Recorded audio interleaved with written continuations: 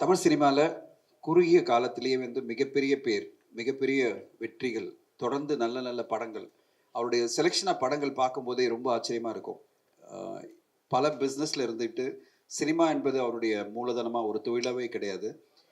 அவருடைய இலக்குகள் வேறு, பிசினஸ் வேறு. ஆனா சினிமா ஒரு பேஷனா வந்து, அந்த சினிமால நல்ல நல்ல திரைப்படங்கள கொண்டு வரணும் அப்படின்ற ஒரு ஆசையில, அவர் எடுத்த ஒவ்வொரு படங்களுமே நல்ல வெற்றிகள குவிச்சு, ஒரு சிறந்த தயாரிப்பாளரா தமிழ் சினிமால விட்டிருக்காரு. தெய்வம், கோ புரொடியூசரா துரை அவர்களும் சேர்ந்து ஆக்ஸஸ் ஃபிலிம் ஃபேக்டரி மூலமா தொடர்ந்து நல்ல சிறந்த படங்கள குடுப்பாங்கற நம்பிக்கையோட அவருக்கு இந்த நினைவஞ்சலி செலுத்தப் போறோம். அ முதல்ல அ இந்த நினைவஞ்சலி ஈவென்ட்ல அ திரு டெல்லி பாபு அவர்களுடைய அம்மா கோவிந்தம்மாள் அவர்களை மேடைக்கு வருமாறு அழைக்கிறேன். அ அம்மா நீங்க மேலைக்கு வந்து அவருடைய அந்த ஃபோட்டோவ நீங்க அன்வீல் பண்ணணும்.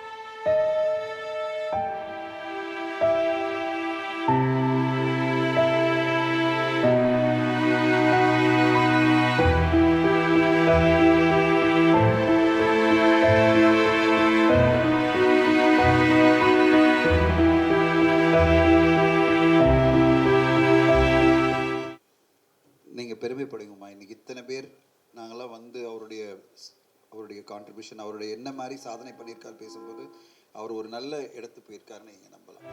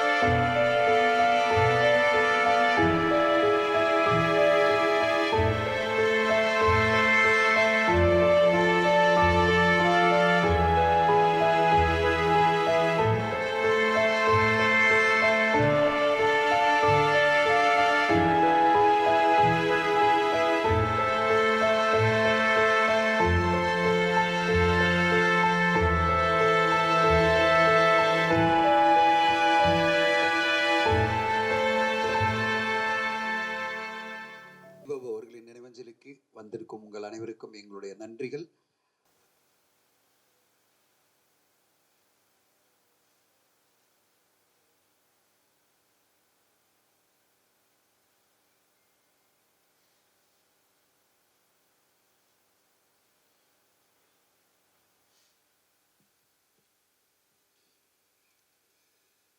சகோதரர் டெல்லி பாபுவுடைய நினைவஞ்சலியில் கலந்து கொள்ள வந்திருக்கும் அனைவருக்கும் என்னுடைய காலை வணக்கம்.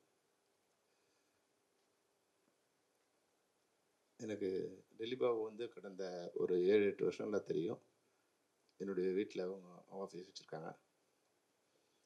நான் சந்தித்த மிகச்சிறந்த மனிதர்களில் ஒரு 10 பேரை நான் வந்து மிகச்சிறந்த மனிதர்களால் என்னுடைய வாழ்க்கையில் நான் வந்து கோடு போட நினைவு கூற முடியும்னா அந்த 10 பேரில் ஒருத்தராக வந்து டெல்லி பாபு.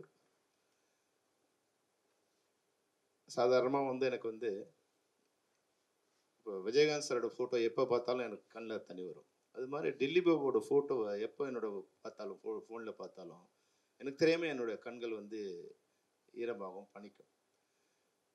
அந்த வகையில் நீங்கள் ஒன்றும் ஒரு தடவை பாருங்கள். சில பேருக்கு தான் வந்து அது போல் ஒரு அமையும். அந்த சிரித்த முகத்தோட, ஒரு குழந்தைத்தனமான முகத்தோட, மிகச்சிறந்த பண்புகளோட.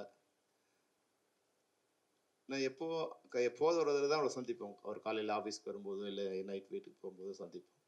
எப்போ இந்த ஃபோட்டோவில் எப்படி இருக்காரோ அப்படியே தான் அவர் இருப்பார். எப்போவுமே அந்த முகத்தில் ஒரு புன்முறுவலோடு தான் இருப்பார். கடிந்து பேசாத, யாருக்கும் தீங்கு செய்யாத மிகச்சிறந்த மனிதராக நான் அவரை பார்த்துருக்கேன். அதுபோல் வந்து அந்த குவாலிட்டிஸ் கூட வந்து சரியாக திட்டமிடுதல், அனைவரோடும் சரியாக பழகுதல், யாரோட ரொம்ப க்ளோஸாக இல்லாமல் இல்லை தூரமாக போயிடாமல் அந்த அந்த டிஸ்டன்ஸை மிகச்சரியாக. எனக்கு எப்படி அவர் மேலே ஒரு இதுன்னா, அவங்க ஒரு 8, 9 வருஷமா என்னோட ஆஃபீஸில் இருக்காங்க, வீட்டில் இருக்காங்க.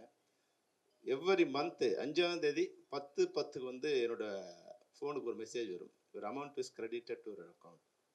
இந்த 8 வருஷமும் எவ்வளோ மழை பெஞ்சாலும், கொரோனா வந்தாலும், என்ன வந்தாலும், அந்த அமௌண்ட் மட்டும் வந்து அந்த 5ஆம் தேதி 10 பேங்க் ஆரம்பித்த உடனே என்னோட ஃபோனுக்கு மெசேஜ் வரும். அந்த அளவுக்கு ஒரு மாதம் கூட தவறாத எல்லா வகையிலுமே, நான் சொல்கிறேன் எனக்கு மட்டும் இல்லை, எல்லா வகையிலுமே நம்ம அவருக்கு ஏதாவது புகழஞ்சலி செலுத்தணும், நினைவஞ்சலி செலுத்தணும்னா, அவரோட குவாலிட்டிஸை நம்ம வந்து பின்பற்றினாவே நம்ம அவருக்கு செய்கிற பெரிய ஒரு மரியாதையாகவும் நினைவஞ்சலியாகவும் இருக்கும். அவரோட படங்கள் வந்து சில படங்கள் வந்து சரியா போகலன்னா கூட, ஆனால் அந்த திரைப்படத்தில் ஒரு திரைப்படத்துக்கு என்ன இருக்குமோ தயாரிப்பாளராக மிகச்சிறந்த முறையில் அந்த திரைப்படத்தை உருவாக்கியிருப்பார். வெற்றி அடைந்த படங்களுக்கு என்ன நல்ல விஷயங்கள் இருக்கோ அதே போல் சில படங்கள் கமர்ஷியலாக வெற்றி அடைந்து திரைப்படமாக அந்த படம் வெற்றி அடைஞ்சிருக்கும், ஆனால் வெற்றி அடையாமல் போயிருக்கும். ஆனால் அந்த திரைப்படத்தில் வந்து என்னெல்லாம் இருக்கணுமோ மிகச்சரியான அளவில் அந்த திரைப்படம் இருந்திருக்கும். அந்த அளவுக்கு வந்து அந்த திரைப்படத்தை அவர் ஃபுல் டைம் ப்ரொடியூசர்ஸ் கூட இல்லை, வேறு நிறைய பிஸ்னஸில் இருக்கார். நான் கேட்பேன், இப்போ என்ன சார் எப்போ தடவை வரீங்கன்னு. இல்லை சார் நான் இந்த பிஸ்னஸில் இருக்கேன், என் சிஸ்டர் சொன்ன தான் நான் இது அவனுக்காக தான் இண்டஸ்ட்ரிக்கே வந்தேன் அப்படின்னு சொன்னார். பூர்ணேஷ்காக தான் நான் இண்டஸ்ட்ரிக்கே வந்தேன், அவன் தான் என்னோட மகன் கூட அவன் தான் அப்படின்னு சொன்னார். அதனால் பூர்ணேஷ், நாங்கள் உங்களோட எப்பவும் துணை இருப்போம். நீங்கள் உங்கள் மாமாவோட இல்லை அப்பாவோட அந்த குவாலிட்டிஸை நீங்கள் ஒரு 50% நீங்கள் வந்து கேரி ஓவர் பண்ணினாவே உங்களோட வெற்றி மிகப்பெரிய வெற்றியாகும். அதுதான் நீங்கள் உங்கள் மாமாவுக்கு பண்ணுற நினைவஞ்சலியாக இருக்கும். எங்கள் எல்லாரையும் விட நீங்கள் அவரோட ஒழுக்கத்தையும் அவரோட அந்த பண்பாட்டையும் திட்டமிடுதலையும் மனிதர்களோட பழகிற தன்மையும் நீங்கள் வந்து அதை கேரி பண்ணீங்கன்னா தமிழ் சினிமாவில் மிக சிறந்த இடத்துக்கு நீங்கள் வருவீங்க. அவரோட கனவே நான் கேட்டேன், என்ன சார்னு. இல்லை புரோனேஷனை ஒரு பெரிய ஹீரோ வைக்கணும் சார், அதுதான் அவரோட கனவு. நீங்கள் அந்த கனவு அவர் இல்லைன்னா கூட அந்த கனவை நிறைவேற்றி நீங்கள் ஒரு மிகச்சிறந்த இடத்தை உயரத்தை அடைஞ்சிங்கன்னா வானத்திலிருந்து அவர் வந்து உங்களை வாழ்த்திக்கிட்டே இருப்பார், சந்தோஷப்படுவார். நான் இல்லைன்னா கூட என்னோட கனவு நிறைவேறுக்குங்கிறது அவர் சந்தோஷப்படுவார். அந்த அளவில் நீங்கள் உயரிய குணங்களோட ரொம்ப டெடிகேட்னா உங்கள் மாமா எப்படி இருந்தாரோ அப்படி இருக்கணும். உங்களுக்கு எந்த வகையான உதவி வேண்டுமானாலும் நாங்கள் செய்ய தயாராக இருக்கோம். நிறைய இயக்குநர்களை உருவாக்குனாரு மாமா. வந்து ஏறக்குறைய வந்து 6-7 டைரக்டர்ஸுக்கு அட்வான்ஸ் கொடுத்து படம் பண்ணணுங்கிற ஒரு இது இருக்காரு. அந்த எந்த எண்ணமும் செஞ்சு போயிடக்கூடாது, நீங்கள் அது எல்லாமே நீங்கள் ஃபாலோ பண்ணணும். அது ஆக்சஸ் ஃபிலிம் ஃபேக்ட்ரிங்கிறது வந்து தமிழ் சினிமாவில் எப்படி வந்து நிறைய ஒரு 5-6 கம்பெனிக்கு எப்படி ஒரு முத்திரை இருக்கோ அது மாதிரி ஆக்சஸ்ங்கிறது டில்லி பாபு. ஆக்சஸ்ங்கிறது தமிழ் சினிமாவில் ஆக்சஸ்னால் டில்லி பாபுவோட பேர் ஞாபகம் இருந்துகிட்டே இருக்கணும். அந்த வகையில் நீங்கள் அந்த டெடிக்கேஷனும் நீங்கள் இருக்கணும். உங்களுக்கு தேவையான அனைத்து உதவிகளும் நான் பண்ணிட்டேன், நாங்கள் பண்ணுறோம். இந்த புகழஞ்சலி அவருடைய உண்மையாகவே அவங்க அம்மாவை பார்க்கும்போது எனக்கு வந்து அவ்வளோ வருத்தமாக இருந்தது. தாய்க்கு மகன் பண்ண வேண்டிய வேலையை மகனுக்கு தாய் பண்ணுறதுங்கிறது உலகத்தில் மிக கொடுமையான விஷயங்கிறது அதுதான். அது மாதிரியான கொடுமை வந்து நிகழாமல் இருக்கு நம்ம கடவுளை வேண்டிக்கிட்டோம். ஆனால் என்னன்னு தெரியாது, நல்லா இருந்தார். நான் இப்போ ஒரு 6 மாதம் முன்னாடி நான் பார்த்தேன், எங்கள் எலெக்ஷன் முடிஞ்சு வரும்போது கொஞ்சம் இழைச்சிருந்தார், ஆனால் கொஞ்சம் ஸ்மார்ட்டாக இருந்தார். என்ன டெல்லி என்ன இப்படி கொஞ்சம் இழைச்சிட்டிங்களேன்னு. இல்லை சார் வந்து டயட்டில் இருக்கேன், கொஞ்சம் ஒர்க் அவுட் பண்ணுறேன் சார். என்ன உங்கள் அக்கா பையனை தான் நடிக்க வைக்க போகிறேன்னு சொன்னீங்க, நீங்கள் ஹீரோ மாதிரி ஆகிட்டே வரீங்களேன்னு கேட்டேன். சிரிச்சுட்டே போனார். அப்போ அவருக்கு அவர் தெரிஞ்சிருக்கா இல்லையான்னு எனக்கு தெரியல. அதுதான் நான் அவரை பார்த்த கடைசி முறையாக பார்த்தேன். அந்த முகம் தான் எனக்கு எப்பவுமே வாழ்நாள் முழுக்க அந்த முகம் தான் என்னுடைய நினைவில் இருந்துகிட்டே இருக்கும். நிச்சயமாக மிகச்சிறந்த மனிதர். அவருடைய புகழ் எப்போதும் தமிழ் சினிமாவில் இருந்துகிட்டே இருக்கும். வாழ்க டெல்லி பாபு, வளர்க அவருடைய புகழ். நன்றி சார், நன்றி. அம்மா கிரியேஷன்ஸ் திரு டி. சிவா அவர்கள், தமிழ் திரைப்பட நடப்பு தயாரிப்பாளர் சங்கத்தினுடைய பொதுச் செயலாளர். நாங்கள் ஆரம்பிச்சிலேருந்து எங்களுடைய நடப்பு தயாரிப்பாளர் சங்கத்தில் வந்து திரு டெல்லி பாபு அவர்கள் ஒரு முக்கிய உறுப்பினராக இருந்து பல கான்ட்ரிபியூஷன் பண்ணியிருக்காரு. திரு டி. சிவா அவர்களை பேச அழைக்கிறேன்.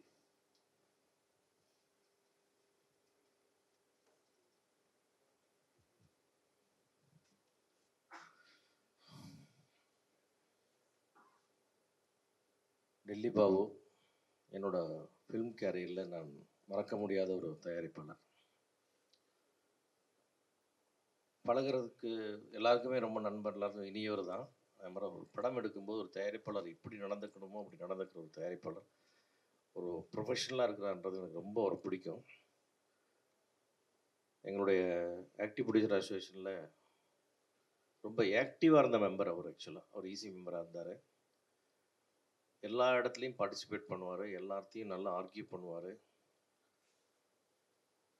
யார் ஃபோன் பண்ணி என்ன உதவி கேட்டாலும் உடனே செஞ்சிருவார். இந்த மாதிரி ஒரு ப்ரொடியூசருக்கு உடம்பு சரியில்லை, ஒருத்தர் இறந்துட்டாங்க அல்லது ஏதோ பிரச்சனை, எவ்வளோ சார் கொடுக்கணும் சார், ஒரு 50,000 உடனே வச்சுருவார்.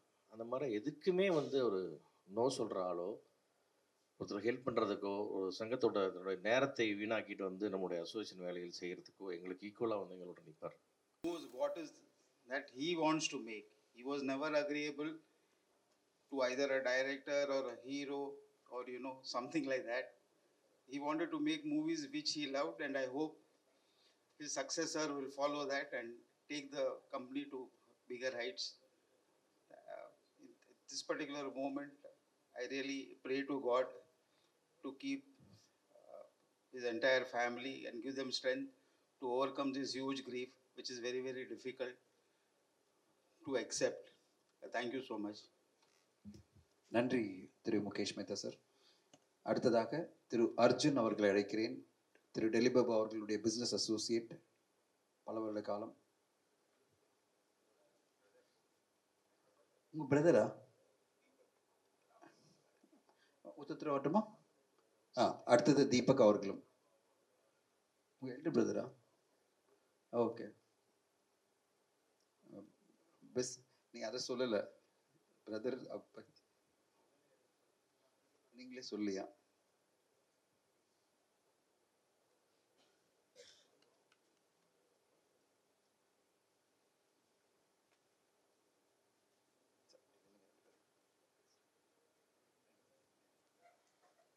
எல்லாருக்கும் வணக்கம். டில்லி பாபு சாருக்காக இந்த டைம் எடுத்து நீங்கள் எல்லாம் வந்ததுக்கு ரொம்ப தேங்க்ஸ். டில்லி சார், அவரை நாங்கள் மாமா தான், பட் நான் சாருன்னு கூப்பிட்டு பழகிடுச்சு. அவரை பற்றி சொல்லணுன்னா சொல்லிகிட்டே போகலாம். நீங்கள் ஒருத்தர் ஒரு மாதிரி பார்த்துருப்பீங்க. அவரை பல வருஷமாக க்ளோஸாக பார்க்குற சான்ஸ் எனக்கு ரொம்ப அதிகமாக கிடச்சிருக்கு. அவரை வந்து எல்லோரும் சொல்கிற மாதிரி நல்ல ப்ரொடியூசரு, அதெல்லாம் தாண்டி அவரை பர்சனாக பார்த்தீங்கன்னா ஒரு நல்ல மனுஷர். அந்த மாதிரி ஒரு கேரக்டர் யாருக்குமே நான் பார்த்ததில்லை என்னோட சரௌண்டிங்ஸில். அவரு எல்லார்த்தோட லவ் பண்ணது அவரோட கம்பெனி, அவரோட வேலை. இன்ஃபேக்ட் சொல்ல போனால் அவரோட ஒரு கம்பெனி அவரோட ஒரு குழந்தை. அவர் இல்லாதது எங்களால் டைஜஸ்ட் பண்ணவே முடியல. பட் அவர் எங்களுக்கு என்ன சொல்லி கொடுத்துட்டு போனாரோ, இத்தனை வருஷத்தில் எங்கே கற்றுக் கொடுத்துட்டு போனாரோ, எங்கள் கூட அவர் இருக்கதான் நினச்சி நாங்கள் அதை ஒன்றும் அவரை விட பெருசாக திங்க் பண்ண முடியாதாலும் அவர் சொல்லி கொடுத்த வழியில் நாங்கள் அதை இன்னும் பெருசாக எடுத்துகிட்டு போவோம். அவரோட எல்லா வெஞ்சர்ஸும் அவர் எப்படி இருந்தால் எப்படி நடக்குமோ அதே மாதிரி நடக்கும். தேங்க்யூ. எல்லாருக்கும் வணக்கம். இன்னைக்கு அழைப்பை ஏற்று வந்ததுக்கு நன்றி. அவர் சொன்ன மாதிரி தான், ரொம்ப வருஷ காலமாக அவர் கூடயே இருந்து, ஸோ உங்களுக்கு எளிமையாக சொல்லணும்னா, இப்போது சபரிமலைக்கு போகும்போது இந்த பாதன்னு ஒன்று தரப்பாங்க, பெரிய பாதன்னு சொல்லிட்டு. அப்போ என்ன பண்ணுவாங்கன்னா, பூஜாரிங்க வந்து ஃபஸ்ட்டு அந்த வழியை காமிச்சு எடுத்துன்னு அந்த மாதிரி என் கூட இருந்தவங்களுக்கு ஃபஸ்ட்டு வழி காமிச்சு கொடுத்துட்டு போயிருக்காரு. அந்த வழியிலே எல்லோரும் ஃபாலோ பண்ணி அதை பின்தொடர்ந்து நம்ம பண்ணோன்றது என்னோட இது. நன்றி. தேங்க்யூ, நன்றி. அடுத்ததாக திரு சிஎல் செந்தில் அவர்களையும் திரு வெங்கட்ராஜ் அவர்களையும் அழைக்கிறேன். 2 பேருமே திரு டெலிபாபு அவர்களுடைய இனிய நண்பர்கள், பல கால நண்பர்கள். அவர்கள் இருவரையும் மேடைக்கு அழைக்கிறேன். திரு செந்தில், திரு வெங்கட்ராஜ்.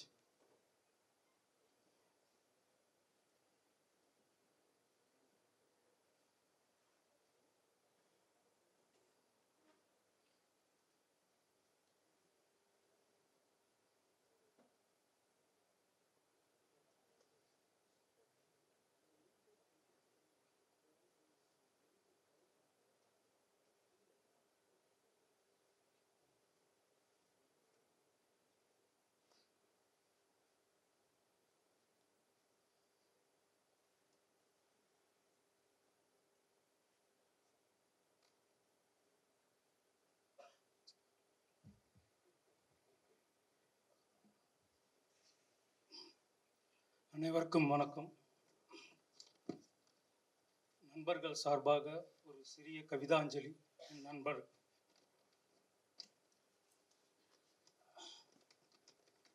இந்த கேப்ஷனை போட்ட, தோன்றின் புகழோடு தோன்றுக அக்திலார் தோன்றலின் தோன்றமை நன்று, அது அவருக்கு சால பொருந்தும். மறைந்த என் நண்பன் ஜி டிலிபாபுவுக்கு என் இரங்கல் கவிதாஞ்சலி. நட்பிற்கு இலக்கணமாய் வாழ்ந்து மறைந்த என் நண்பனுக்கு என் இதய அஞ்சலி.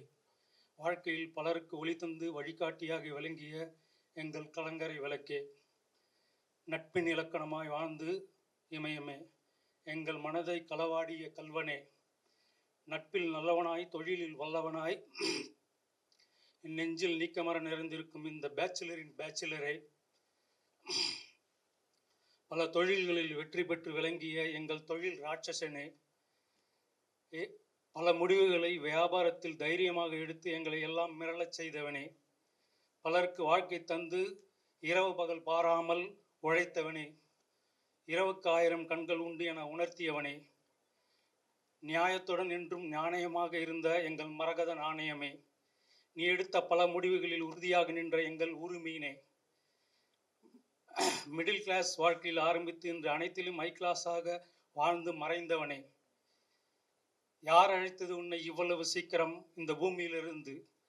பல வாழ்க்கை வளையங்களை கடந்து வந்து உன்னை இறுதியில் மலர் வளையம் வைத்து ஓமை கடவுளே, இது நியாயமா உனக்கு? என்றும் உணர்வாய் உயிராய் எங்கள் நண்பர்களுக்கு இருப்பாய். நன்றி, வணக்கம், அனைவருக்கும் நன்றி.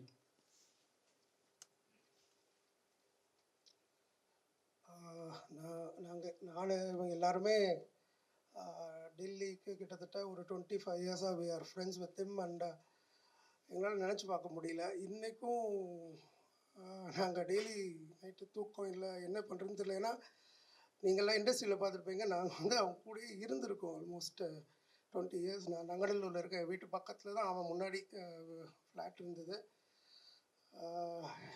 ஃபஸ்ட்டு வாங்கின ஒரு ஐஎன் கார் பஜீரோ, அது வாங்கினோடனே என் வீட்டுக்கு வந்து first time it's almost 20 years back எனக்கு கூப்பிட்டு போனால். அது மாதிரி நிறைய கார், ஒரு கார் வாங்கும்போதும் is a car lover. I think every one knows that. Car மட்டும் இல்லை, இஸ் கன்வைசர் ஆஃப் டேஸ்ட். அது எங்களுக்கும் he showed us what is life. எங்களால் மறக்க முடியல. But we are trying to what to say, தெரியல. Because we are so personally close to him. எங்களால் we not able to digest it, able to get out of it. But எப்படியோ try பண்ணிகிட்ருக்கோம். Thank you for the opportunity. Will be living in us என்ன சொல்கிறது, நினைவில் தான் வாழ்ந்துட்டுருக்கோம். Thank you.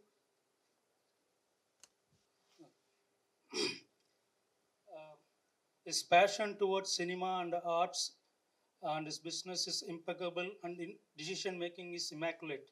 He had a sound knowledge in all fields where he worked. He had a Midas touch, whatever he touched under the sun. பல இயக்குனர்களை from Sakthivel Perumal சாமி, Satish, Maran, mister Ramkumar, இப்போது இயக்கிட்டு இருக்கிற இயக்குனர்கள் அனைவருக்கும் அவர் ஒரு கலங்கரை விளக்கமாக வழிகாட்டியாக இருந்திருக்காரு. அனைவரும் அவரை பின்பற்றி அந்த ஒளியிலிருந்து நாம் ஒளி பெற்று வழிநடத்துவோம் என நம்புகிறேன். தேவுக்கு என்னுடைய வாழ்த்துக்கள். மாமா மாதிரி அவரை மாதிரி வர்றது ரொம்ப கஷ்டம். பட் அவர் போட்டு கொடுத்த பாதையில் நம்ம கண்டிப்பாக போவோன்ற ஒரு நம்பிக்கை எனக்கு இருக்குது. நானுமே அந்த நம்பிக்கையில் தான் இருக்கேன். நாங்கள்லாம் அவருக்கு கிட்டத்தட்ட 89லேருந்து ஃப்ரெண்ட்ஸ், கிட்டத்தட்ட 35 வருஷமாக ஃப்ரெண்ட்ஸு. எங்களுக்கு பெரிய இழப்பு. நண்பர்கள் அவரை மாதிரி ஒரு ஃப்ரெண்டு கிடைக்கிறதுன்றது இனிமேல் கிடைக்காது. அந்த நண்பர் வந்து ஏற்படுத்திட்ட கேப்பு அது என்றைக்கும் நிரம்பாது. அவர் நினைவுகளோடு வாழ்வோம். நன்றி. நன்றி சார், நன்றி. அடுத்ததாக டெல்லி பாபு சார்னாலே எல்லாருக்கும் வந்து ஃபஸ்ட்டு உடனே சொல்கிறது வந்து அவருடைய மிகப்பெரிய வெற்றி அடைஞ்ச ராட்சசன் படம். அதுதான் அவருக்கு ஒரு பெரிய ஐடென்டிட்டி கொடுத்தது. அதுக்கு பிறகு நம்ம நிறைய படங்கள் பார்த்தோம். ஓமை கடவுளே பெரிய வெற்றி கொடுத்தாரு, மரகத நாணயம் அப்படின்னு, பேச்சுலர் அப்படின்னு வரிசையாக வெற்றி படங்களை கொடுத்துட்டு வந்தார். அந்த ஒரு பெரிய வெற்றி கொடுத்த இயக்குனர் திரு ராம்குமார் அவர்களை வருமாறு அழைக்கிறேன்.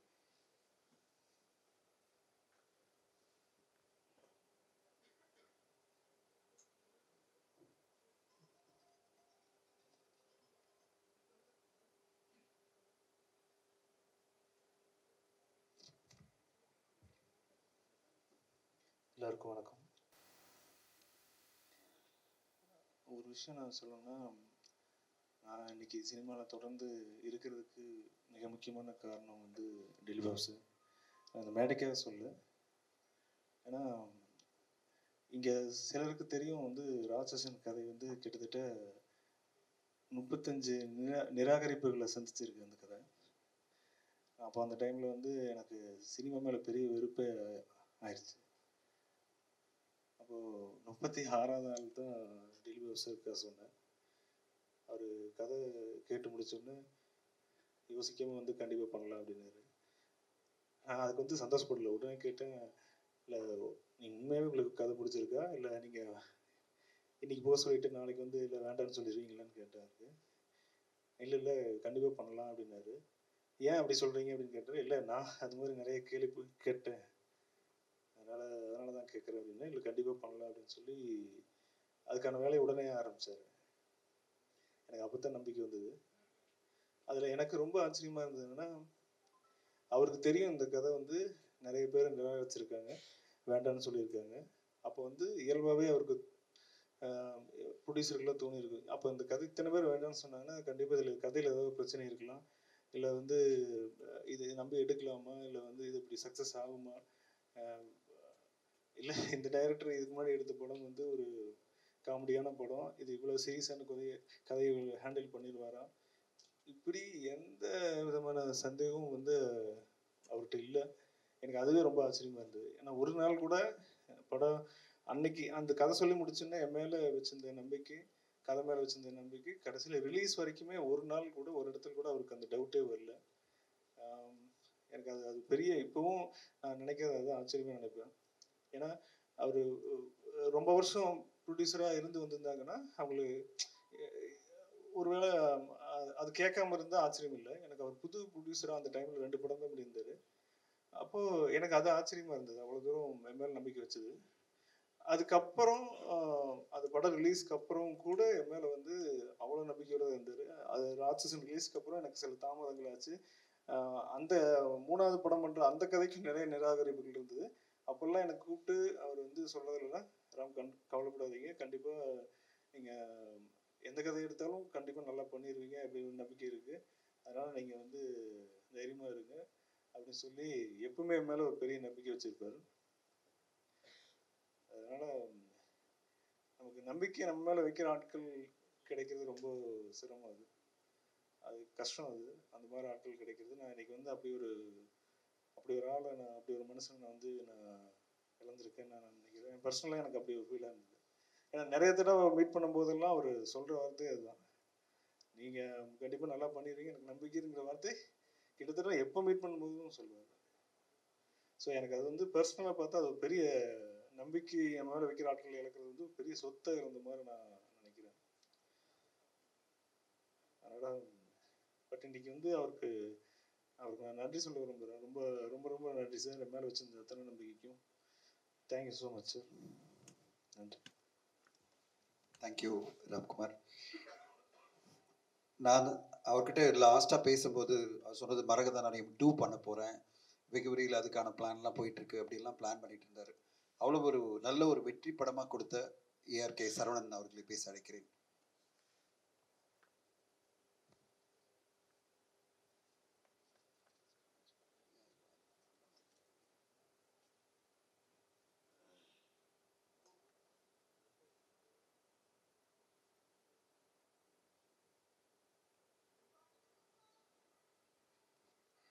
வந்திருக்கிற எல்லாருக்கும் ரொம்ப என்ன சொல்கிறேன்னு தெரியல. நான் இந்த மாதிரி ஒரு நிகழ்ச்சியில் பேசணும்னு நினைக்கவே இல்லை. ஏன்னா இப்போ 2 ஸ்டார்ட் பண்ணி வேறு ஈவெண்ட்டெல்லாம் நாங்கள் பண்ணுறதுக்கு நிறைய பிளான் பண்ணியிருந்தோம். கடைசியாக நாங்கள் டிஸ்கஸ் பண்ணதெல்லாம் அந்த விஷயம் தான். இந்த மாதிரி ஒரு நிகழ்ச்சியில் வந்து இப்படி நின்று நான் இந்த மாதிரி ஒரு பேசணும்னு நான் அக்செப்ட் பண்ணவே இல்லை. 2016 பிகினிங்கில் தான் இந்த மாமனிதனை நான் வந்து சந்தித்தேன். அப்போது பூர்ணேஷ் 2 பேரும் தான் அந்த மரகத நாணயம் கதை கேட்டாங்க. அவங்க கேட்டது சார் ஒரு 1/2 மணி நேரம் தான் கேட்டார். கேட்ட உடனேயுமே அவருக்கு பிடிச்சிருந்தது. அடுத்தடுத்த கட்டத்தில் போய் டக்குன்னு அந்த படத்தை ஸ்டார்ட் பண்ணார். ஒரு முதல் பட இயக்குனருக்கு இப்படி ஒரு தயாரிப்பாளர் கிடைக்கிறதெல்லாம் மிகப்பெரிய ஒரு கிஃப்ட்டு, வரம். அது ஏதாவது நம்ம பூர்வ ஜென்மத்தில் ஏதாவது பண்ணிட்டு வந்திருக்கணும். அந்த மாதிரி ஒரு தயாரிப்பாளர்.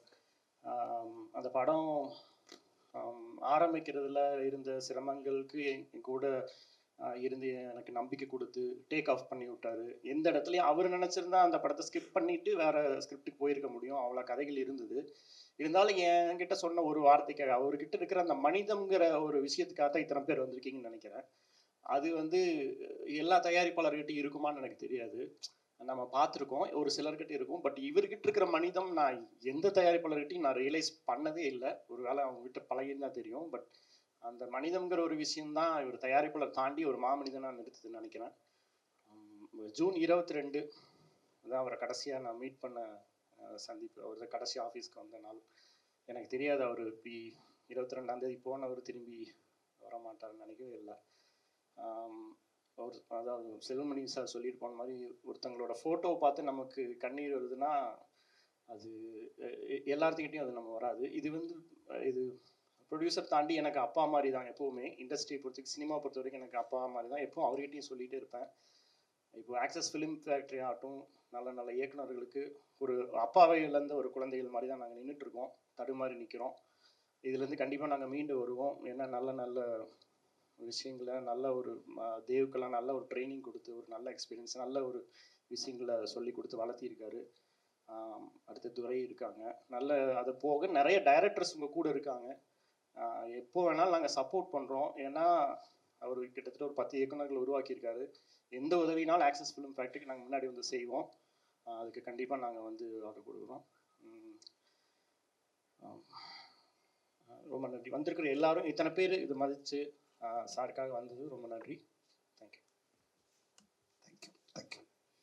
அடுத்ததாக தயாரிப்பாளர் நடிகர் திரு ஜிபி அவர்களை பேச அழைக்கிறேன்.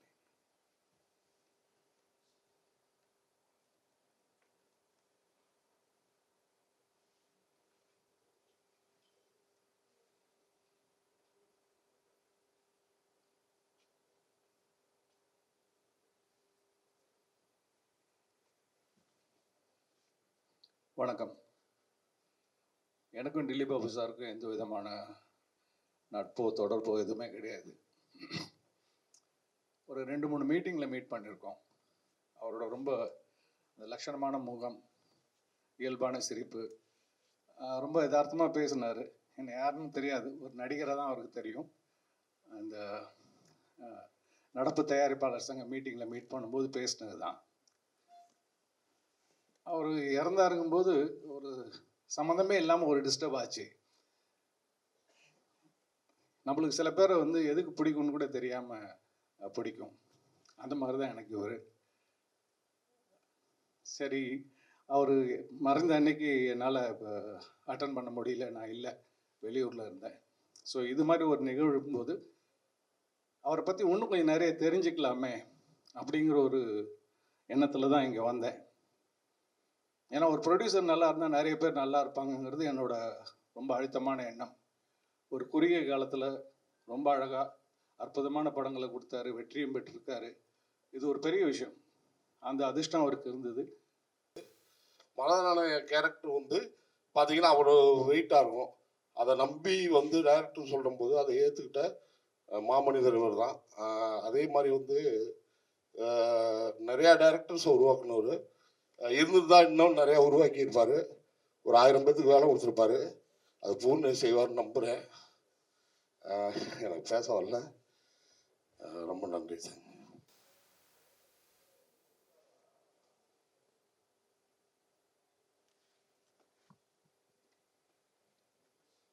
எல்லாருக்கும் வணக்கம்.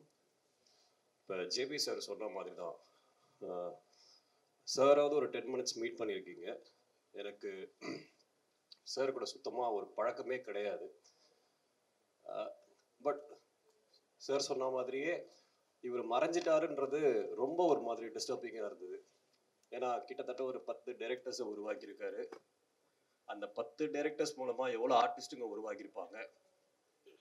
ஈவன் இன்க்ளூடிங் அசோக் கூட நாங்கள் ஓமே கடவுளை பண்ணும்போது அந்த சக்ஸஸ் மீட்டில் பார்த்துருக்கேன், ஹாய் கூட சொன்னதில்லை. இன்னும் இவருடைய இழப்பு வந்து எனக்கு ஒரு பெரிய பாதிப்பாகவே இருக்குது. மேலேருந்து அவர் இன்னும் அவங்க குடும்பத்தை நல்ல தைரியத்தோடையும் நல்ல ஸ்ட்ராங்காக வழி நடத்துவாருன்னு நம்புகிறேன். தேங்க்யூ. நன்றி. அடுத்ததாக ஏபி இன்டர்நேஷ்னல் மேனேஜிங் டைரக்டர் திரு சஞ்சய் வாத்து அவர்களை அட்லீஸ்ட் பூ போட்டு நீங்கள் இது பண்ணலாம்.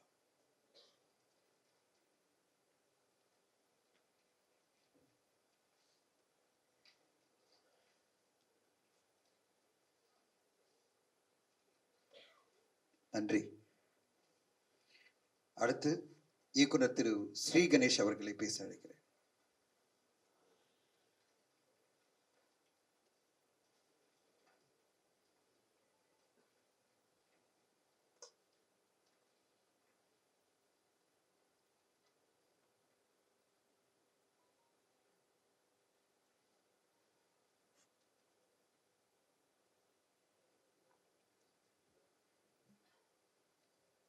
எல்லாருக்கும் வணக்கம்.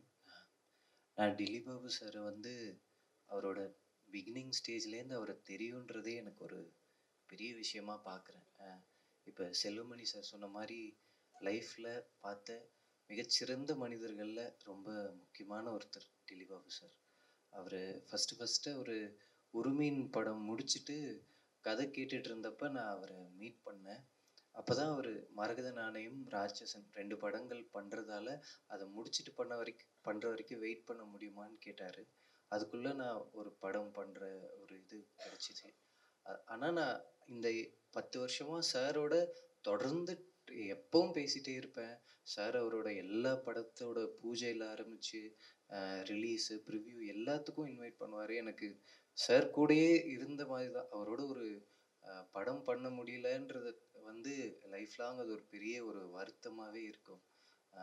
சார் அவ்வளோ ஒரு ரொம்ப ஜென்யூனான ஒரு மனிதர்.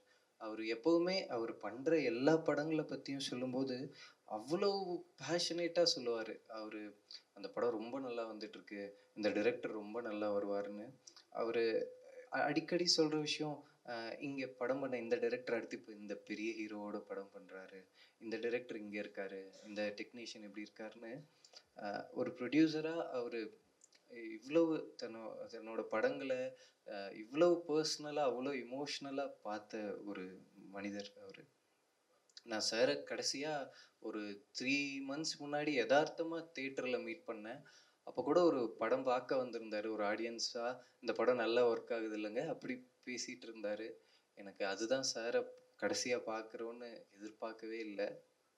எனக்கு சாரு அவர் பில்ட் பண்ண அந்த ஒர்க்கிங் கல்ச்சர் இங்கே தேவில் ஆரம்பித்து துரை பிரதர் எல்லாருமே அது ஒரு ஃபேமிலியாக தான் இருக்கும். அது அவங்க ஒர்க் பண்ணுறது, அவங்க எல்லாரையும் ட்ரீட் பண்ணுற விதம், அந்த ரிலேஷன்ஷிப்பு, இந்த ஃபேமிலியில் ஏதோ ஒரு விதத்தில் நான் ஒரு சின்ன பார்ட்டுன்றது எனக்கு ரொம்ப சந்தோஷமாக இருக்குது. எல்லோரும் சொன்ன மாதிரி ஆக்சஸ் ஃபிலிம் ஃபேக்ட்ரின்ற அந்த பிராண்டும் டில்லி பாபு சாரும் எப்பவும் இருப்பாங்க. அதை தொடர்ந்து எல்லோரும் இது பண்ணணும்னு கேட்டுக்கிறேன். தேங்க்யூ. இயக்குனர் மு. மாறன் இரவுக்கு 1000 கண்கள் அப்படின்ற படம் இந்த பேனருக்கு ஒரு நல்ல ஒரு திருப்புமுனை கொடுத்த படம்.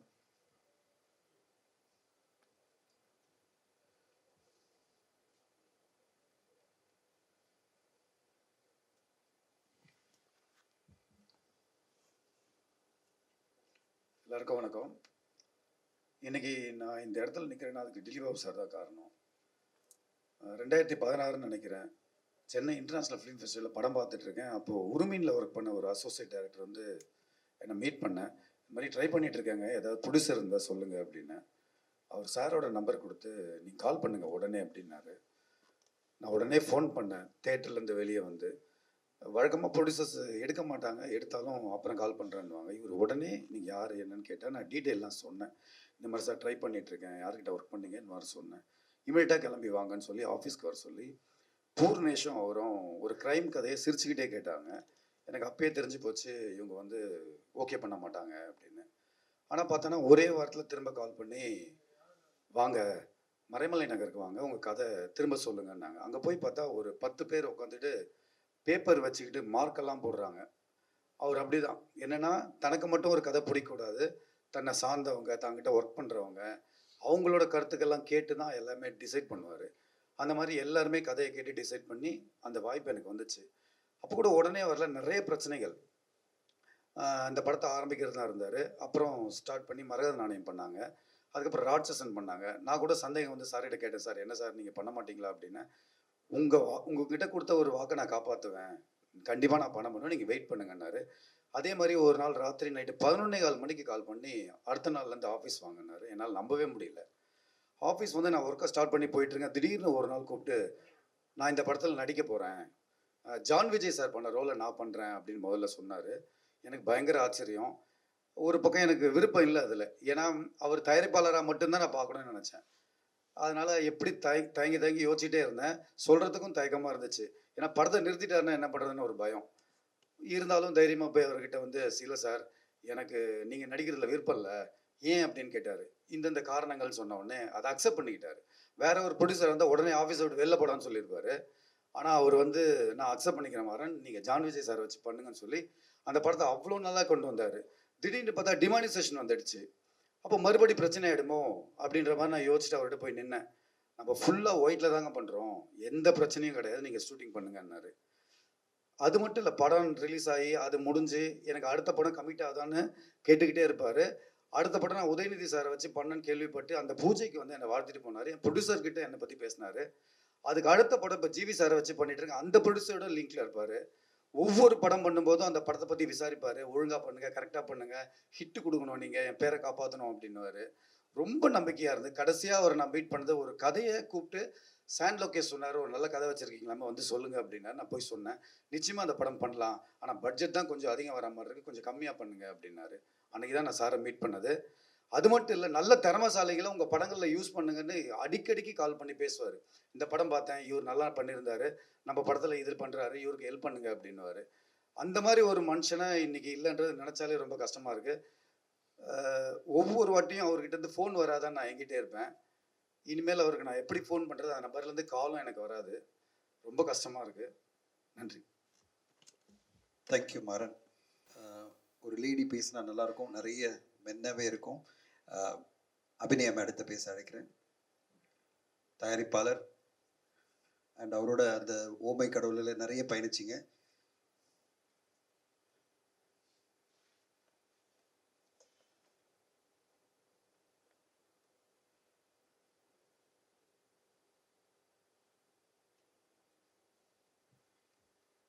எல்லாருக்கும் வணக்கம். நானும் அசோக்கும் ப்ரொடியூசராக பண்ண ஃபஸ்ட்டு படம் ஓமாய் கடவுளே. அதுக்கு ஒரு நாள் கதை கேட்டார். அடுத்த வாரமே பண்ணலாம் அப்படின்னு சொல்லி சைன் பண்ணிட்டாரு. அடுத்த 90th டே ஷூட் போயிட்டோம். கரெக்டாக முடித்தார்.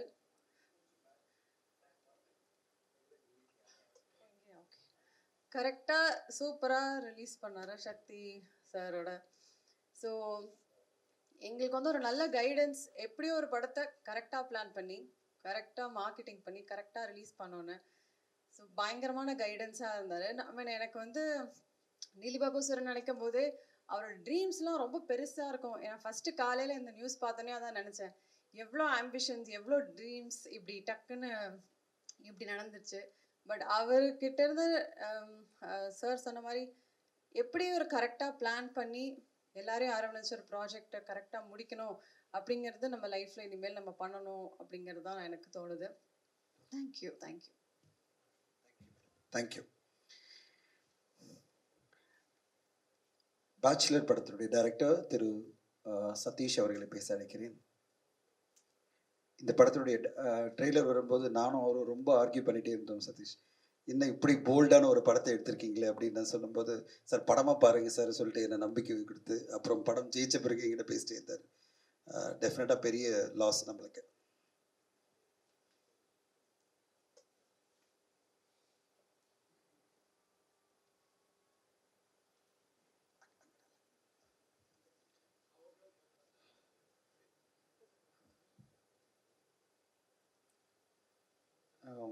டில்லி சார் வந்து யாரையுமே வாடா போடான்னு கூப்பிட்டதே இல்லை.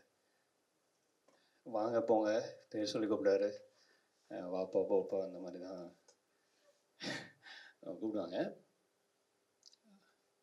ரேராக என்ன மட்டும் டேய் நீ ஓவரா பண்ணுற அப்படின்னு சொல்லி சொல்லுவேன்.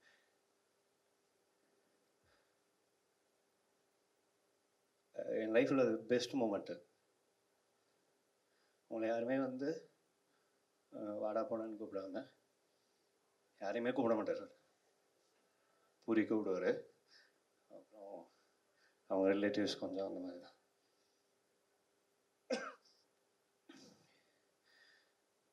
எனக்கு அவ்வளோ ஹாப்பியாக இருக்கும் ஒரு டேன்னு கூப்பிட்றது. நான் வந்து அவரை ஃபஸ்ட்டு அவரை மீட் பண்ண மொமெண்ட் வந்து எடிட்டர் லோகேஷோட ஸ்டூடியோவில் என் ஃப்ரெண்டு, நான் ரொம்ப சோம்பேறி, அவனோட சோஃபாலே படுத்துட்டு இருப்பேன். அவன் வந்து படம் பண்ணுன்னு சொல்லிகிட்டே இருப்பான். அப்போ அவனே வந்து இவர்கிட்ட பேசி மறந்து இன்னொரு படம், இந்த உரிமை இன்னொரு படம் பண்ணிட்டு இருந்தாங்க. அப்போ அவன் தான் அதை எடிட் பண்ணிட்டு இருந்தான். அப்போ வந்து ஒரு நல்லா ஞாபகம் இருக்குது, புரியும் அவர் தான் வந்தாங்க. அவர் நிறைய செல்ஃபோன் யூஸ் பண்ணுவார், கையில் இருந்துகிட்டே இருக்கும்.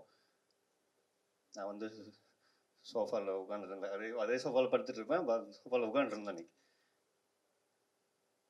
லோகேஷ் போய் டோர் திறந்து கூப்பிட்டு வந்தான். டக்குன்னு டோர் திறந்து உள்ளே வந்தார். நான் எந்திரிச்சேன், என்ன உட்காருப்பா அப்படின்னு சொல்லிட்டு போய் சோஃபாவில் அந்த கார்னரில் சாஞ்சு உட்காந்துக்கிட்டாரு. இப்போ பூரி வந்து பக்கத்தில் உட்காந்துருந்தான். நான் வந்து ஒரு ஸ்டூல் மாதிரி ஒன்று இருந்துச்சு, அதில் உட்காந்துருந்தேன். லோகேஷ் பக்கத்தில் உட்காந்துருந்தான். அப்புறம் என்ன பேசிட்டு இருந்தார். சும்மா பேசிட்டு இருந்துட்டு என் ஊர் என்னன்னு கேட்டார். அது சொன்னேன். அப்புறம் அப்பா அம்மா எல்லாம் கேட்டார். எல்லாத்தையும் சொல்லி முடித்தேன். சொன்னேன், சொல்லுப்பா அப்படின்னாரு. நான் சொன்னேன், வழக்கமாகவே வந்து கதை சொல்கிறது நான் வந்து டீ கடையில் தான் நல்லா கதை சொல்லுவேன். யாராவது முன்னாடி கொண்டு போய் உட்கார வச்சாங்கன்னா அந்த மாதிரி ஒரு சொதப்பல் அந்த மாதிரி இருக்கும். அப்போ நான் வந்து ஒரு 15-20 நிமிஷம் சொன்னேன்.